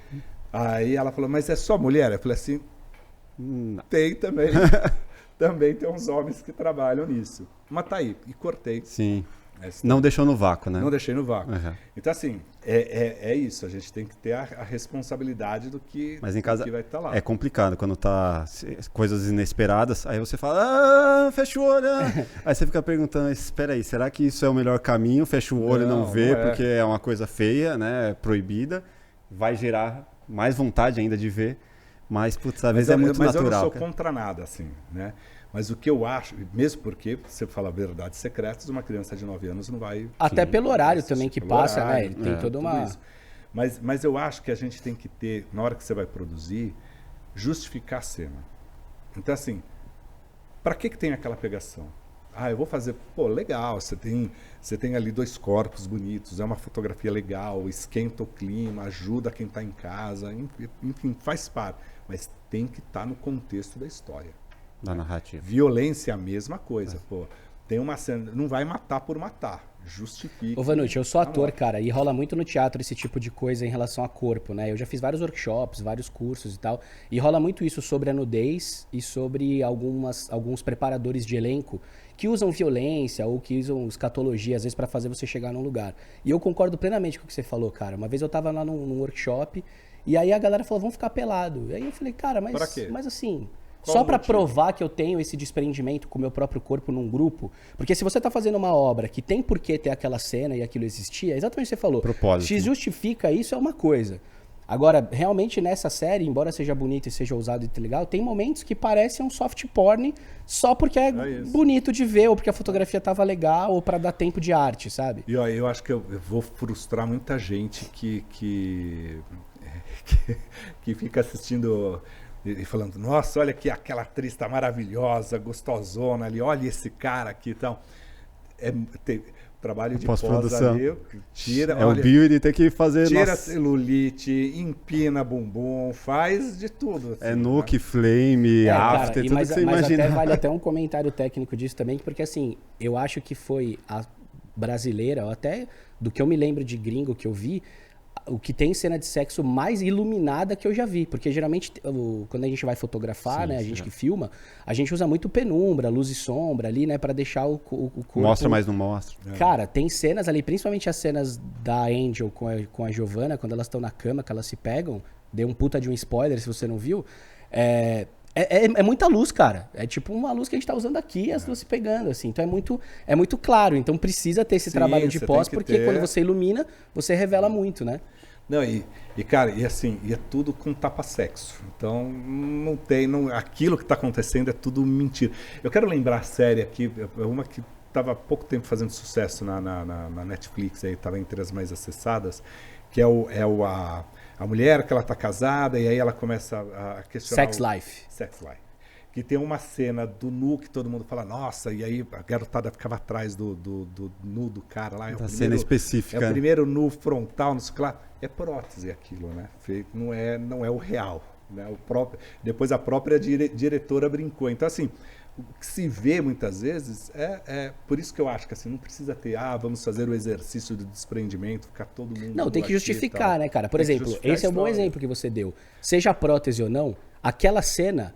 Ela justifica na história existir. Porque o outro cara para quem não viu, é o bonzão, exato, para quem tá não sabe o que a gente tá mulher. falando, era um cara que tá desconfiado da mulher, querendo voltar com o ex, que é um puta bonitão, e ele começa a stalkear o cara, vai na academia do cara pra ver o cara de perto, e o cara tá tomando banho e tem um nu frontal que mostra ali o talento do cara, né?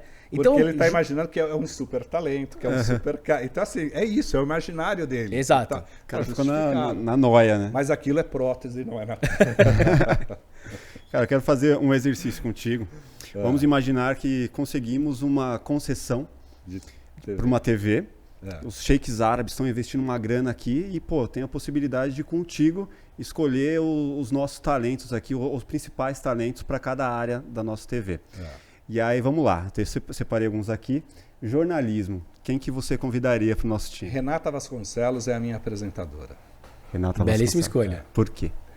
Sensacional, só isso. Eu acho que ela é, de todas as jornalistas, ela é eu vou cometer uma injustiça com a Ana Paula Araújo, que adoro ela, e a Adriana Araújo também. Mas eu acho que a Renata Vasconcelos, na bancada, ela tem me surpreendido muito. Assim. Eu acho que ela é uma boa entrevistadora, ela é uma boa âncora, e ela consegue colocar a emoção que a gente quer ali. Né? Esses dias, na hora que ela volta do VT e ela está chorando ali, falando da morte da amiga dela, cara, você fala assim... É isso, sabe? Que é esse o novo jornalismo. E fora que eu acho que ela tem... Eu não vou nem falar assim... Não vou dizer que assim, é uma mulher bonita e tal, mas ela tem uma postura, uma elegância naquela condução, assim... É a minha... Seria a minha primeira contratação, Renata Vasconcelos. Mas você acha que a condução ali do Jornal Nacional com os candidatos foram dentro do que você imaginava? Cara, assim... Acho que foi dentro do possível ali. É difícil você fazer conduzir uma entrevista eleitoral onde você sabe que você vai apanhar o tempo todo ali. Sim. Mas eu gostei tanto dela quanto do William Bonner. Maravilha. Vamos pro próximo. Programa matinal. Programa matinal, cara, eu faria uma revista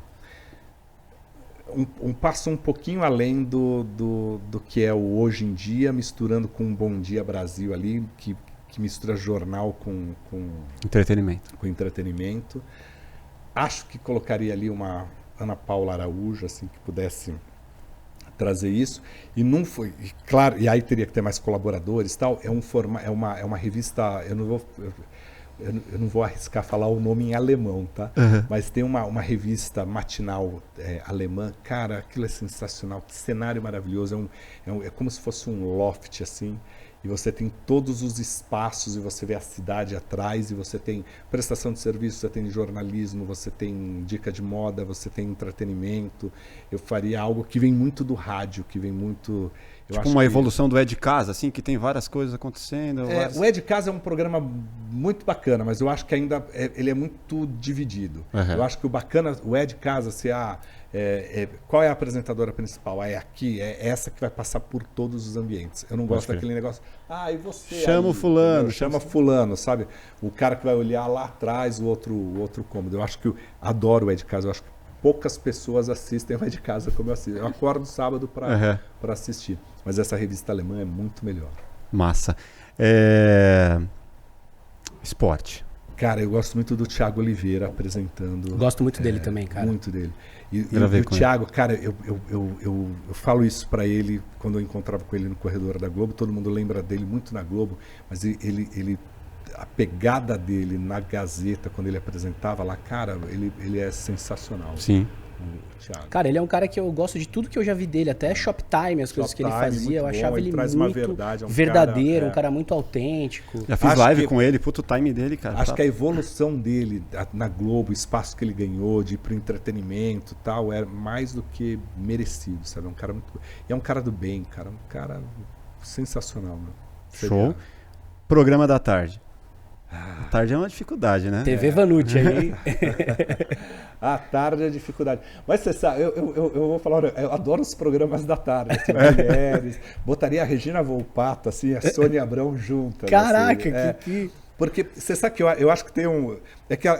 Eu gosto do Mulheres porque traz... Olha eu com minha revista eletrônica ali, né? Traz essa pegada de ter consultores e tal.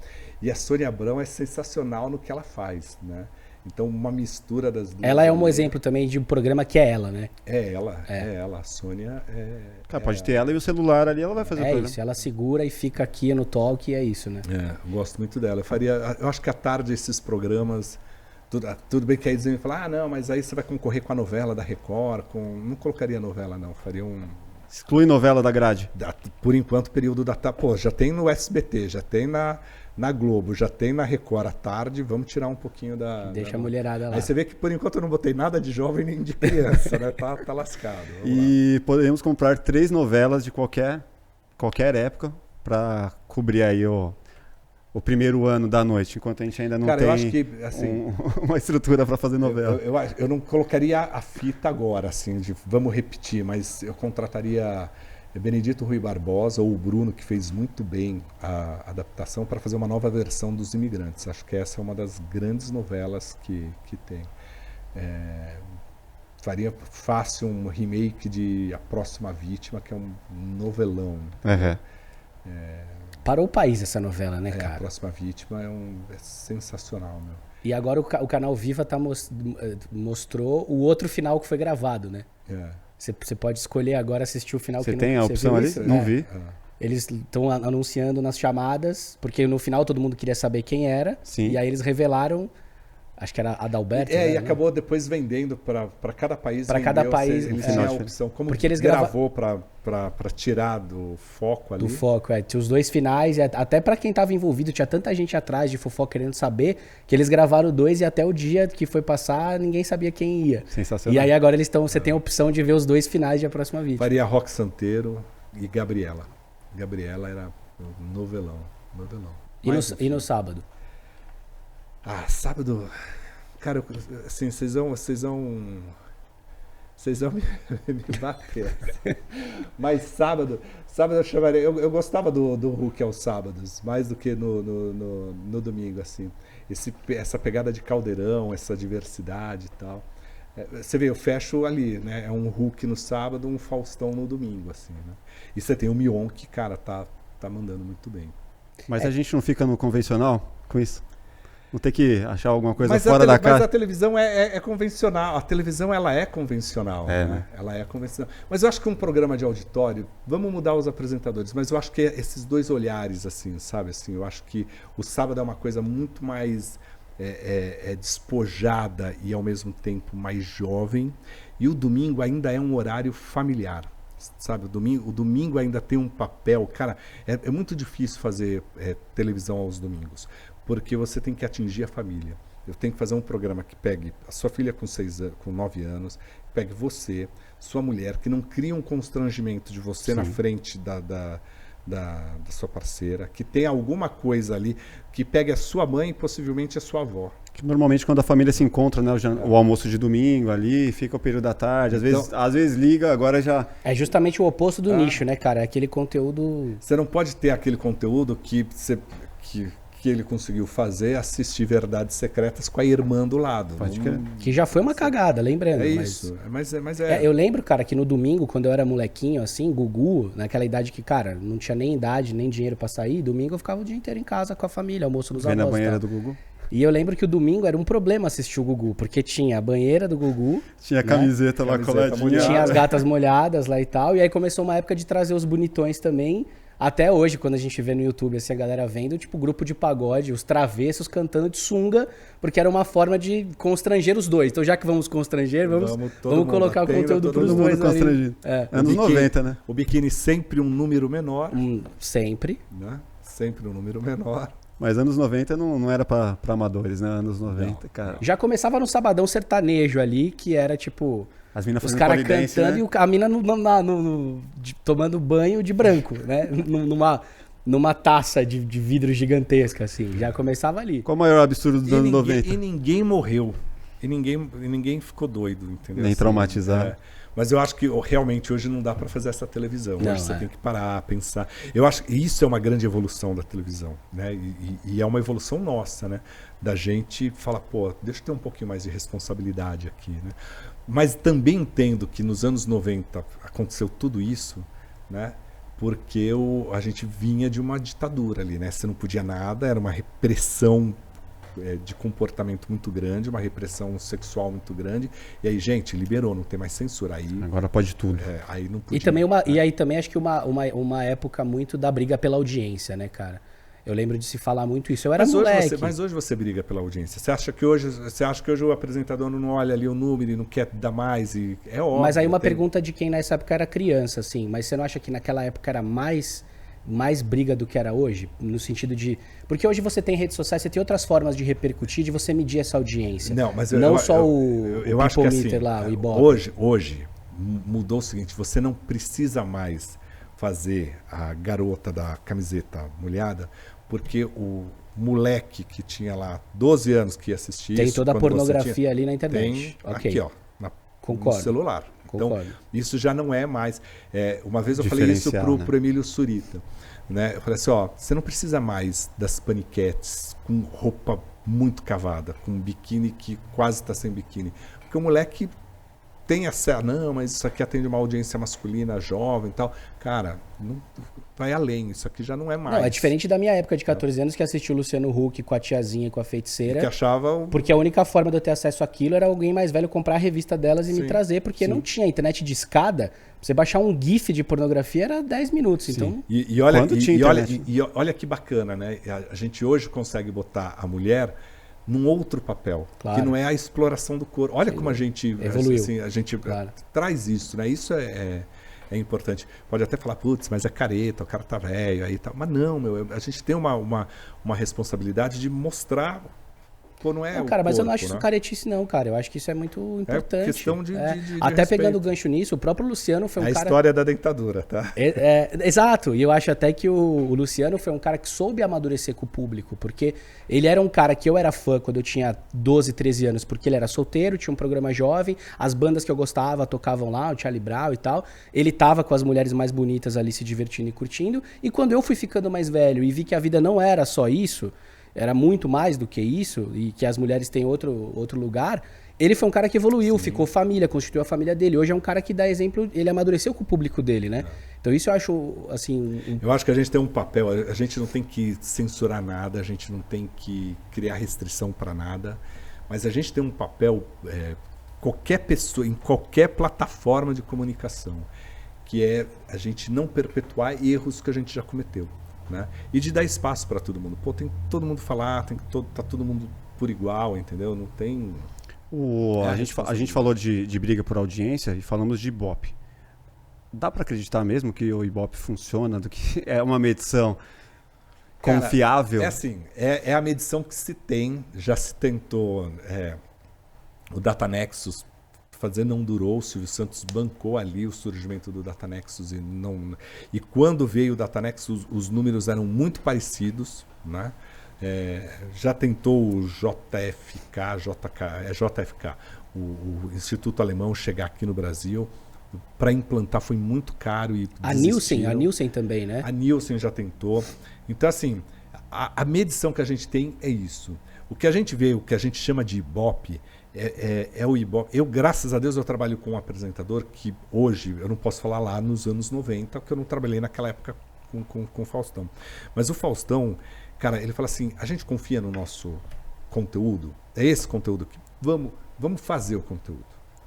Aí a gente leva o conteúdo. Aí depois você analisa, putz, talvez aqui pudesse ter sido melhor, só deu isso, aqui reagiu melhor, o povo está gostando de tal coisa, então talvez a gente...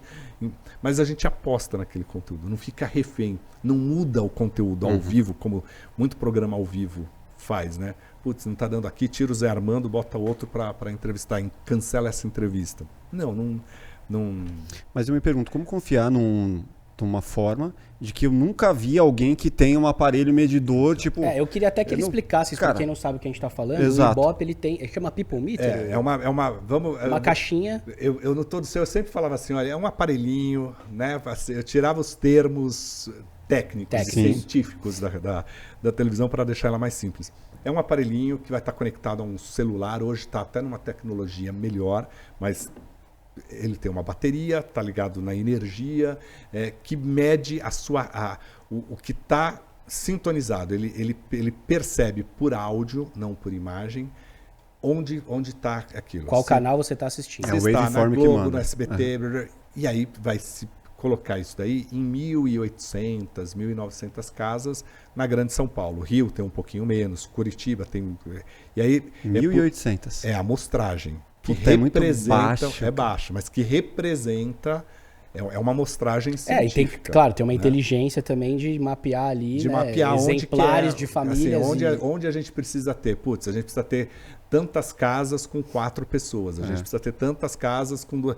E hoje, às vezes tem casa que tem 3 aparelhos. E que aí você consegue medir. Ó, eu estou na sala, é o Zé Armando que está. No quarto está minha filha sintonizada. Você marca que você está ali através de um controle remoto. Né? É uma amostragem do que teoricamente é. Dá para confiar menos do que nas pesquisas eleitorais, né? Assim, é o que a gente tem. É o que temos. Cara, e pesquisa eleitoral também é o seguinte, a gente fala assim, putz, mas a pesquisa tem que trazer o retrato fiel. Nada traz um retrato fiel, né? Se eu perguntar hoje para você, hoje de manhã, e falar assim, cara, qual é a cor que você prefere vestir? Puta. Você vai falar assim, cara, hoje está calor, eu quero ir de branco. Quero ir de branco com umas cores Color aqui bar, e tal, não sei o que lá. Aí se eu chegar à noite e perguntar para você, cara, que roupa que você vai, qual é a cor que você vai querer usar agora? Você vai falar preto, porque eu vou para uma balada, Então, a pesquisa é um retrato daquele momento e que muda num processo eleitoral, muda no hábito do rádio. Como é que se pesquisa rádio? Ainda é a velha, é que agora você já tem muito por aplicativo, então você consegue ter ali uma, né? Mas qual é a sua memória? O que você ouviu nos últimos 30 minutos? Eu vi rádio tal, tal e tal. Né? É pesquisa do hábito, né? Nem a medição do aparelho. Não tão né? real assim. Você acredita que a internet tem esse poder muito mais eficiente de trazer essa medição, de trazer os analytics, de trazer esses números para uma possível agência que vai investir o seu dinheiro? Hoje isso é fundamental para a agência, porque hoje a agência ela vê onde está o dinheiro dela e quantos clicaram ali. Exato. Né? Na televisão você tem, aparentemente, o que a gente tem de pesquisa é isso daqui, esse é o retorno e tal.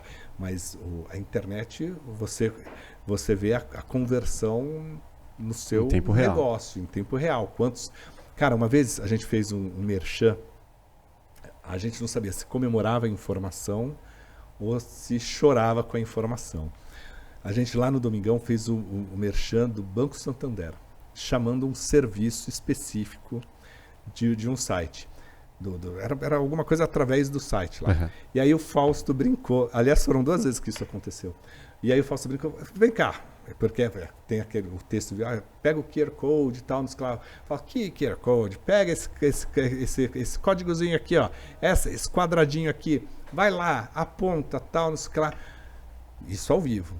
Terminou o programa, falaram assim, cara, o Santander está desesperado, derrubou o site dele, caiu o sistema. E aconteceu isso com outro Sim, o poder da TV também, é bizarro. Né? Então, assim, é legal você falar assim, pô, olha o quanto que você levou. Né? Então, hoje você consegue ter isso. Sim, né? quantificar. Né? Eles continuaram anunciando com a gente. Uhum. Derrube, por favor, todo domingo, porque é muita gente que chega. Pode crer. Né?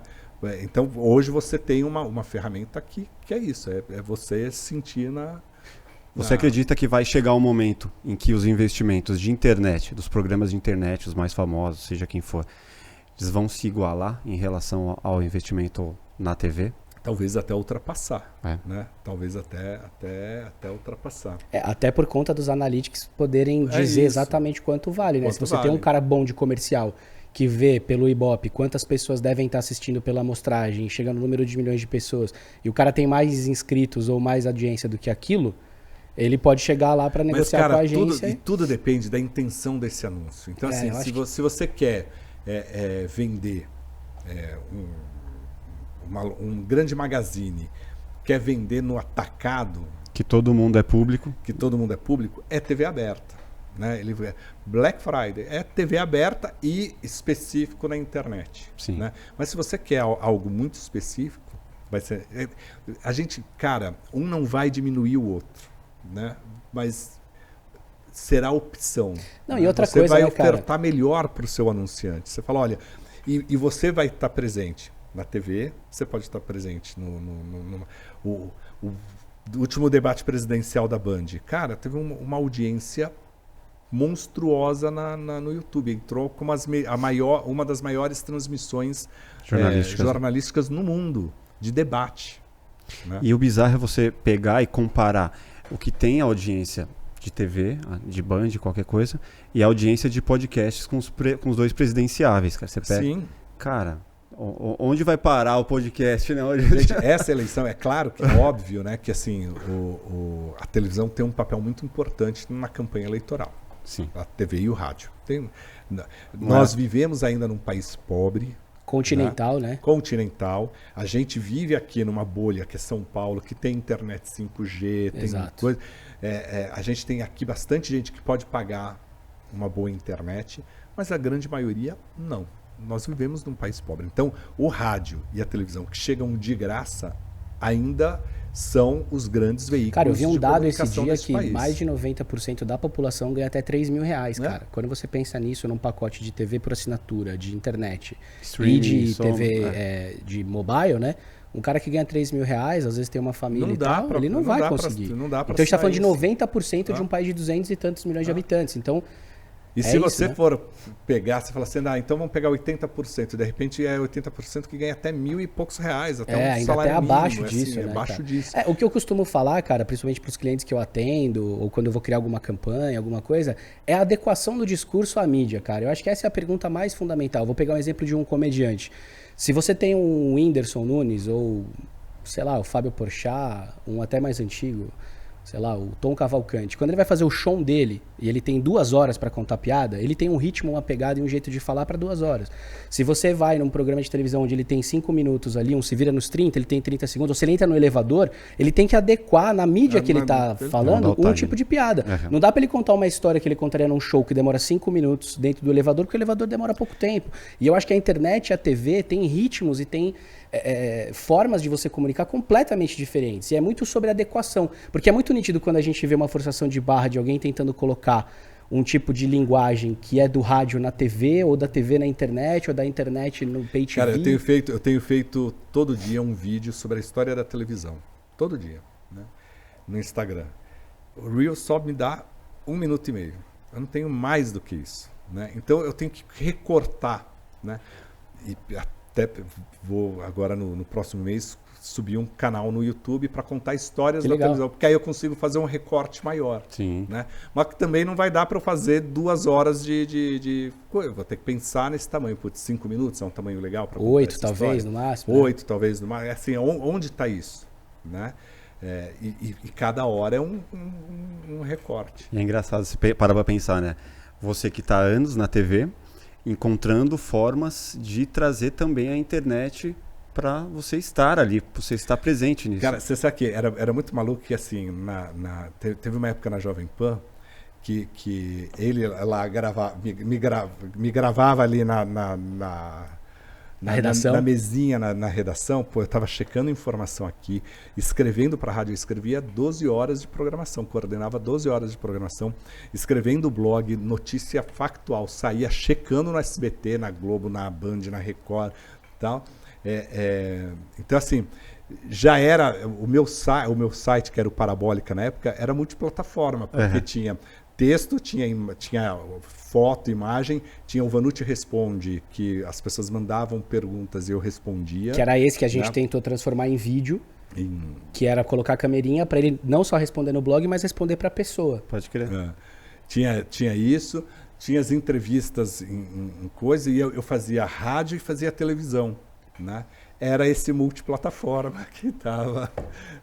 Eu era todos os players da E cara, e sabe uma coisa que eu acho muito mágica assim, nos tempos de hoje que a gente vive, que é uma coisa que pra mim mudou completamente o jogo das relações até profissionais, é que assim, por exemplo, eu comecei fazendo rádio e TV, aí eu mudei, fui fazer multimeios, depois me formei em publicidade. Mas embora eu sempre tenha sido ator, apresentador e estivesse na frente das câmeras, me fascinava muito também conhecer os diretores, estar por trás. Eu pensava em mais velho ter uma produtora e tal, e com a revolução digital eu acabei fazendo isso antes da hora. Mas eu sempre queria, nas festas que eu ia de televisão, nas produtoras, conhecendo a galera aqui do Galpão, conhecer as pessoas que faziam a TV para eu aprender com os grandes caras. Quando eu trabalhei na Jovem Pan com você, tive o privilégio de trabalhar com o Newton Traves, né? Mestre. Que é o mestre. Então assim, E aí hoje, cara, eu acho que a internet, ela possibilita que você que é um cara que tá lá pensando no conteúdo do Faustão todo dia, estudantes possam chegar em você, te mandar uma direct e de repente trocar ideia com você, fazer um trabalho de conclusão de curso sabendo. E mesmo que você não tenha esse tempo, se o cara te segue e você posta os bastidores, é algo que muda o jogo, né? Eu sigo muito o diretor de fotografia e tal, e tem um cara que eu conheci agora que tá filmando Travessia, ele opera o estabilizador de câmera das cenas do Travessia. E é um cara que tem, sei lá, 2.000 seguidores, ele que opera as paradas, ele posta o capítulo que vai ao ar e o behind the scenes do que está acontecendo. Então você consegue ver a luz que os caras montaram, como que toda a cena se desenrola. Só ser curioso, né? Exato, vai atrás da informação. Eu tava assistindo o Canibal Americano agora, que conta a história lá do Jeff Dahmer e tal. E, cara, eu fiquei encantado pela cinematografia do cara, pelas lentes, fiquei me perguntando o que ele usou e tal. Entrei no Instagram, o cara tem 2.000 seguidores, tô trocando ideia com o cara que é diretor de fotografia de uma das séries mais vistas hoje no Netflix por conta da internet. Então eu acho que isso, cara, é fabuloso para você chegar na tua referência e para as pessoas hoje que tem você como o diretor de um programa desse, chegarem em você também. Cara, eu falo que eu tenho uma obrigação com a vida, porque quando a gente publicou o livro, eu parei para o Flávio e falei, Flávio, você viu o que a gente conseguiu nesse livro? A gente conseguiu ter os principais pioneiros da TV, que a Vida Alves já tinha falecido, mas ela estava no livro, a Inesita Barroso já tinha falecido, mas ela estava no livro, o Miele tinha falecido, mas tinha dado entrevista pra gente antes, né? Porque você diz por causa dos 4 anos que vocês ficaram fazendo. Né? Nesses 4 anos, alguns pioneiros faleceram. Eu falei, e ao mesmo tempo a gente tem uma Mel Maia aqui na ponta, no livro. Então a gente tinha a geração nova que estava explodindo e a pioneira, né? Olha o quanto que a gente conversa aqui, né? E aí eu virei e já tinha me dado esse estalo no dia que eu fui entrevistar o Benedito para o livro, e a gente falou assim, Benedito, como é que você começou a escrever novela? E ele falou, eu preciso voltar no tempo, e vou voltar na minha infância. Aí ele, voltou na infância dele, começou a contar a história dele com o pai, o pai era dono de uma mercearia, vendia livro, então ele abria o livro, contava um pouquinho de história, porque era o único menino que sabia ler no interior do Paraná. E aí ele vem contando, cara, foi uma resposta que levou 1 hora. Eu chorava, assim, emocionado na história, porque aí ele contava a história e você começava a ver as novelas dele. Porque a narrativa dele é a narrativa daquele... Aí você entende por que ele faz novelas rurais. Porque ele tem a história... E por que as novelas dele são masculinas? Porque Pantanal é a história de um pai e de um filho, né? E de um outro filho que não é filho, mas que quer ser aceito como filho. Por que tem um homem do Rio ali, o velho do Rio, né? Por que é uma narrativa tão masculina quando todo mundo coloca narrativas femininas e claro que as mulheres tinham um papel ali, mas por que é um eixo tão forte disso? Porque é a vida dele. Sim. Né? Ele conta, e por que tocou tanto a gente? Porque conta a relação básica do pai para o filho. No final das contas que vale a boa história, né? É a boa história. E aí eu virei e falei assim, aí virei para o Flávio e falei, Flávio, isso tudo me criou uma dívida eterna com a vida, né? Porque eu tenho que agradecer a oportunidade que eu tive de conversar com todas essas pessoas que me formaram como profissional. Falei, eu tenho que levar isso para os caras mais jovens, para a molecada que fala assim, a série bacana é Elite. Caralho, desculpa. Pode falar à vontade. Aqui pode. Ó meu filtro, na Jovem Pan, naquela minha época eu filtrava essas coisas. Mas você vira e fala assim, caramba é feio. Você fala, caralho, pô, porque a gente tem gente contando histórias tão mais legais do que outros povos, e vocês querem só assistir isso. Olha o quanta coisa boa a gente tem aqui. Olha quanta gente boa fazendo. A gente tem diretores de fotografia, talvez tão melhores do que alguns que você vê lá nos Estados Unidos. Consegue fazer com muito menos. Com muito menos. Né? Olha o nosso produto, é isso que a gente precisa, sabe? Então eu criei essa dívida com a vida. Então, cara, mas aí eu vou de novo te parabenizar por isso, porque o que vocês fizeram, cara, é um documento, é uma forma de prolongar essas memórias e trazer para gerações novas para entender qual a dificuldade, tudo que aconteceu pra gente chegar onde a gente tá hoje. E isso, cara, mostra a paixão, paixão, né? E mostra a paixão que vocês tiveram, né, cara? De dedicação de tempo, de ir atrás disso. Claro que eu imagino que deve ter sido muito prazeroso você estar com as tuas referências e sendo relevante, que é uma coisa que eu sempre tento com a minha carreira, é ser relevante para as pessoas que eu admiro. E eu imagino que pelas oportunidades que você teve de, entrevistar a Fernanda Montenegro, Lima Duarte, toda essa galera, você se sentiu muito... Cara, a Fernanda Montenegro, eu era estagiário. Tem duas histórias de que quando você é estagiário, você fala assim, é aqui que eu tenho que aprender, né? Uhum. E você aprende com as coisas que você nem imagina, né? A Fernanda Montenegro, um dia foi convidada da Jovem Pan, no AM, né? E aí ela chegou tal, e aí falaram assim, ô Vanucci, fica... Não era Vanucci, Zé, né? Ô Zé, fica ali com ela ali. Fazendo sala? Fazendo sala. Nossa, porque que dia, hein? vai demorar para ela entrar. E aí eu aceitei, porque uma mesinha redonda assim, atrás do estúdio, e fiquei conversando com Fernanda Montenegro. Cara, assim... maravilhoso. Não tinha selfie para tirar e tal. E aí eu peguei um papelzinho assim e falei assim, a senhora, né? Assim, tinha que falar a senhora, né? Depois eu vou contar uma outra história aqui de bastidor. Eu virei para ela e falei, a senhora podia me dar um autógrafo? Né? Sou muito seu fã, acompanho suas novelas, suas peças e tal. Aí ela virou, olhou e fez assim, qual que é o seu nome? Eu falei, José, né? José Armando. Ela virou e falou assim, eu dou o autógrafo, mas você me dá o seu autógrafo? Aí eu falei, eu? Falei, você é produtor tanto quanto eu. Trabalhamos no mesmo meio. Ela falou, eu fui radialista. Eu comecei no rádio também. Que animal. Né? Ela falou, você é tão profissional quanto eu. Eu falei, caramba, aprendi. A segunda que eu vou deixar a melhor. E rapidinho, e você contou isso pra ela quando você entrevistou ela pro livro? Depois eu encontrei com ela. Aí eu fiz várias outras entrevistas com ela e lembrei dessa história para Fernanda, né? E aí a outra foi com Hebe Camargo, né? Eu estagiário, fazia trânsito e tal, e aí mandaram lá pelo rádio da viatura, ô Zé, passa lá no Morumbi, pega a Hebe e traz a Hebe pro estúdio. Cara, e foi a melhor manhã que eu já tive.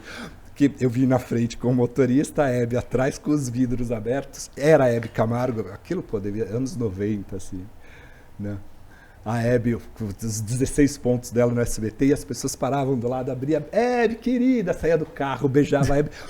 Do Morumbi a Paulista, acho que a gente levou umas 3 horas. Caramba. E ela beijava todo mundo, ela falava com todo mundo. E aí é outra lição, que você fala, cara, ela foi energia. O que foi, porque distribuía energia e era do povo, né? Tava assim.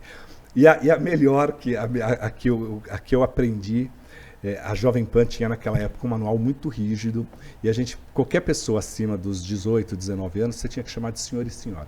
Então imagina, eu chegava para vocês e estou fazendo lá uma enquete na rua, ao vivo, e falar, estamos aqui ao vivo, e o senhor?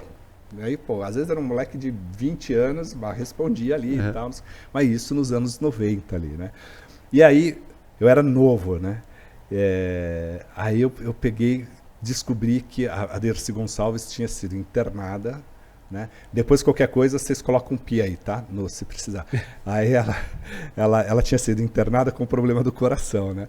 E aí eu descobri o hospital, lista telefônica, liguei para o hospital, por favor, aqui era a Jovem Pan, tá? Eu gostaria de saber o estado de saúde da dona Dercy Gonçalves e tal. Atendente, só um minutinho, por favor. Pá, passou. Oi, boa tarde, bom dia, tal. Eu sou o José Armando, tal, aqui da Rádio Jovem Pan. Eu gostaria de saber, né, qual é o estado de saúde da Dercy, da dona Dercy e tal.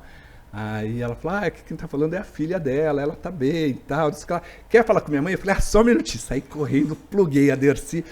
Entra aí, vamos entrar. Aí ela, pode ir. Aí eu falei, olha, nós estamos nesse momento em contato e tal, vamos falar com a Dercy Gonçalves, Dercy que foi internada, estava com problema do coração e tal. Fez toda uma preparação. Tudo ao vivo, né? Bom dia, Dercy, tudo bem com a senhora? Bom dia para a senhora, tudo bem com a senhora? Tal.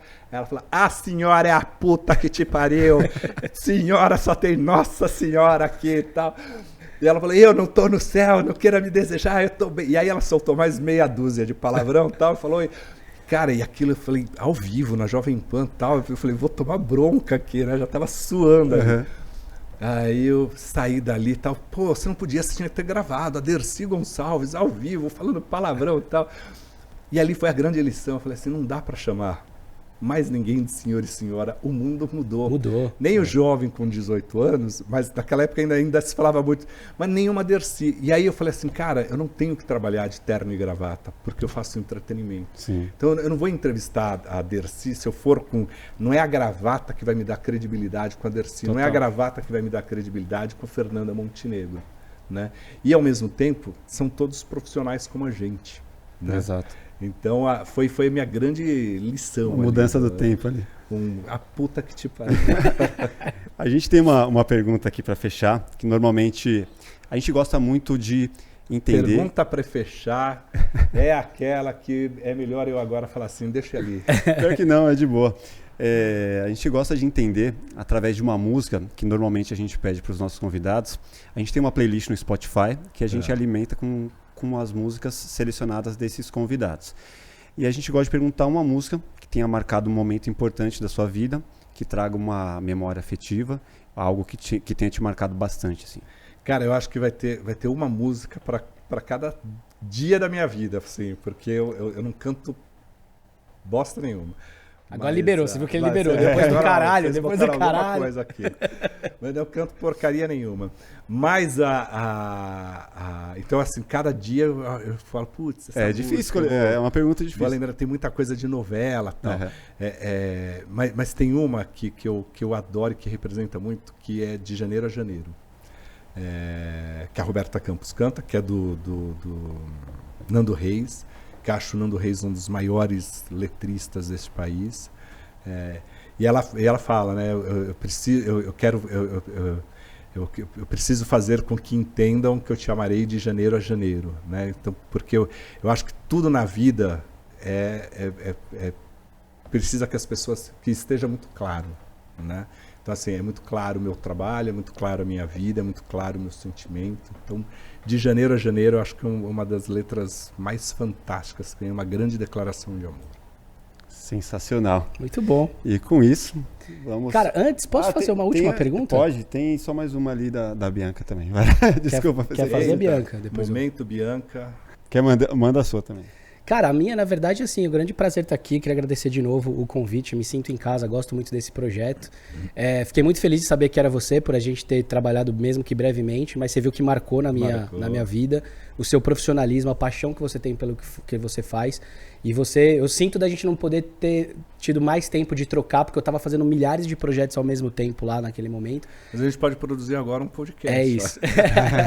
E, cara, e assim, você que é um cara tão plural, tão apaixonado pelo que faz, que entende tanto sobre o assunto e ao mesmo tempo humilde, com esse tato todo que eu fiz questão de deixar claro, de saber lidar com as pessoas e ter a humildade, o jeito e tudo mais, o que falta? Você que é um cara que é apaixonado pelo que faz de janeiro a janeiro, qual é o próximo grande desafio que você quer ter para sua vida? Porque assim como os grandes que você citou, você não vai se aposentar, você vai continuar.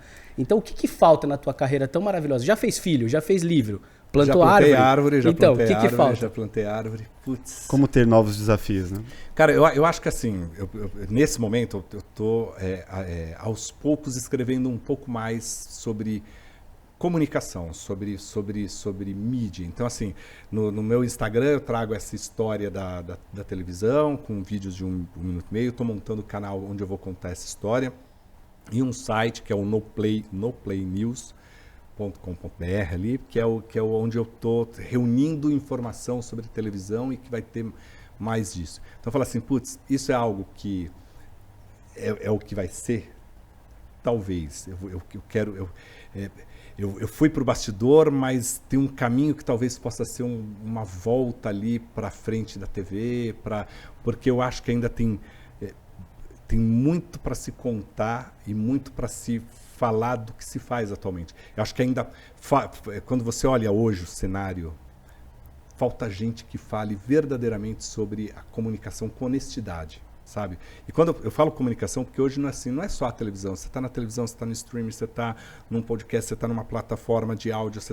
É isso que é a nossa realidade hoje. Antes era muito mais fácil, só falava da Globo e do SBT e da Record. Aí começou a crescer uma, outra. Hoje não, o leque é muito amplo. Mas eu estou me preparando assim para daqui 10, 15 anos? Eu acho que de alguma forma eu preciso chegar... Eu fiz uma pós-graduação na FAP em roteiro de rádio, de cinema e TV. E aí, e ali que eu falei, cara, eu preciso mostrar isso, né? Eu preciso falar com essa nova geração. Porque uma das meninas mais talentosas daquele grupo tinha um preconceito muito grande com novela, com tudo que o Brasil fazia.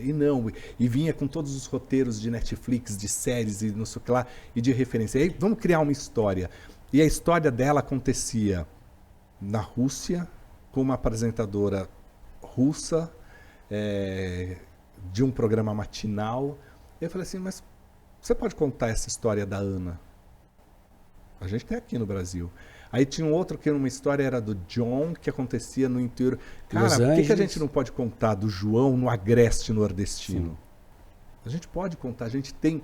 Então, a telenovela brasileira, a produção de dramaturgia nossa, porque tudo que vem depois é consequência da novela. Né? Mas a nossa novela, a gente teve um Nelson Rodrigues que escreveu novela, a gente teve um Dias Gomes que escreveu novela, a gente teve um Lauro César Muniz que escreveu novela, e muitos outros. O Plínio Marcos chegou a fazer Plínio Marcos fez novela. A gente tem grandes dramaturgos que trouxeram qualidade para a nossa novela. A nossa novela tem beijo na boca, sim. A nossa novela tem mocinha chorando, sim. A nossa novela tem herói perfeito, sim. Apesar que hoje está se sujando tudo também. A gente tem isso, mas a gente tem... A nossa novela fala de questões tão mais profundas. A gente tem ator aqui que interpreta de verdade. Cara, a gente não... O ator brasileiro não interpreta com ponto eletrônico como no México ou como em algumas TVs dos Estados Unidos. A gente interpreta de verdade aqui. Você que é ator vai falar, pô, não está com ponto eletrônico, é maravilhoso. Claro. Né? Então, eu acho que nessa minha dívida com a vida, eu quero daqui a algum tempo ir para o mundo acadêmico para falar assim, pode não ser necessariamente numa universidade, né? Mas falar, levar para esses jovens pro assim, cara... Eu achei que você ia fazer uma ficção, de repente criar um roteiro. Ah, não, de o roteiro eu tenho TV. 3 já. Ah, então. Um roteiro ficcional para contar as verdades vou que falar você um negócio. Vou falar um negócio para você. Escreva isso. Eu tenho uma história baseada no Bauman. Né? O Bauman é o cara que estudou... Dos amores líquidos. Que estudou a sociedade líquida, que ela vai muito além. Quando a gente fala do amor, a gente só pensa na sexualidade líquida. Vai muito além, que vai muito além de verdade secreta. Só que eu justifico toda a cena que tiver lá. Isso é maravilhoso. A pergunta da Bianca é sobre a necessidade dos grandes estúdios em produzir cada vez mais. Então, eu acho assim... criar, é claro que a gente há uma necessidade de entrega cada vez maior, você tem cada vez mais público, isso né? Todo mundo tem a sua plataforma, todo mundo tem o seu canal de TV, todo mundo tem as suas redes sociais, e você precisa produzir muito para isso. E hoje você produz quase que por encomenda, né? Então, não tem mais o autor, seja ele de um roteiro de cinema, de TV, ou do teatro, ou do que quer que seja, coisa que cria uma história a partir de algo que ele teve. Ele é induzido a partir de estudos do mercado. O mercado agora quer 4 heróis, um herói tem que ser da Ásia, o outro herói da África, o outro herói... Temos as cotas aqui para... Né, não é nem só cota, é cota de mercado isso. É para atender mercado. Sim. Então as histórias acabam ficando mais frágeis mesmo. Né? Você atende, fica tudo mais descartável. Hoje o Stan Lee criaria um personagem por encomenda, por exemplo. Espero que não, né? Espero que tenham alguns que resistam e que não... Mas seguindo o que você falou, ele seria influenciado... Provavelmente sim, mas eu espero que ele fosse o autor que resistisse um pouco. Né? A Glória Pérez, por exemplo, ela resiste um pouquinho em algumas coisas. Ela fala, não, isso aqui eu quero pôr. Mas é óbvio que hoje a Globo entrega para os autores a tendência do que o mercado quer. Né? Eu preciso ter um personagem assim para tal atriz, porque isso também é uma realidade. Hoje você escala elencos para filme, para séries e para novelas, e isso não é só no Brasil, é no mundo inteiro. a partir do impacto dele nas redes sociais. Que engajamento, né? Quanto seguidores e engajamentos você tem. É bizarro. É bizarro. Às vezes, muitas vezes, né, pô, não necessariamente o critério técnico está em primeiro lugar, e sim. O quanto de engajamento aquela pessoa tem. Isso na nossa classe de atores, assim, nos grupos, é uma coisa que a galera mais sofre hoje em dia, é isso. Perdi um personagem ou um papel porque tinha uma blogueira que tinha mais seguidores do que eu. E aí, nesse sentido, você começa a ter histórias mais frágeis, né? E até para quem é apaixonado por... Vou pegar lá o mundo Marvel, o mundo dos heróis ali. Aí você começa a ver que tem tudo muito mais frágil. Ou você pega Verdades Secretas 2, que ficou mais frágil. Você acha que isso vai chegar num nível de pegar diretores tipo um Tarantino, por exemplo, e ele ter que embarcar nessa onda? E espero que ele seja da turma da Resistência. É isso que eu ia falar. Entendeu? Eu acho que ele resiste, cara. Ele compra o cinema velho de Los Angeles pra passar o que ele gosta. Vai passar o meu filme do meu jeito. E vai meter uma cena de 10 minutos com a trilha da banda que ele gosta, e é isso. E no final mata todo mundo. Eu até entendo a indústria, né? É indústria, é mercado, você tem que faturar, você tem que... Mas a gente ainda cria um pouco, né? A gente ainda tem um pouquinho de arte, né? Vocês podem achar que não, uma novela tem a arte, série tem a arte dela, você tem um filme que você tem, né? Eu acho que os roteiros, o que está acontecendo é que está ficando tudo muito imediato, então os roteiros eles chegam mais frágeis também e baseados nas fórmulas.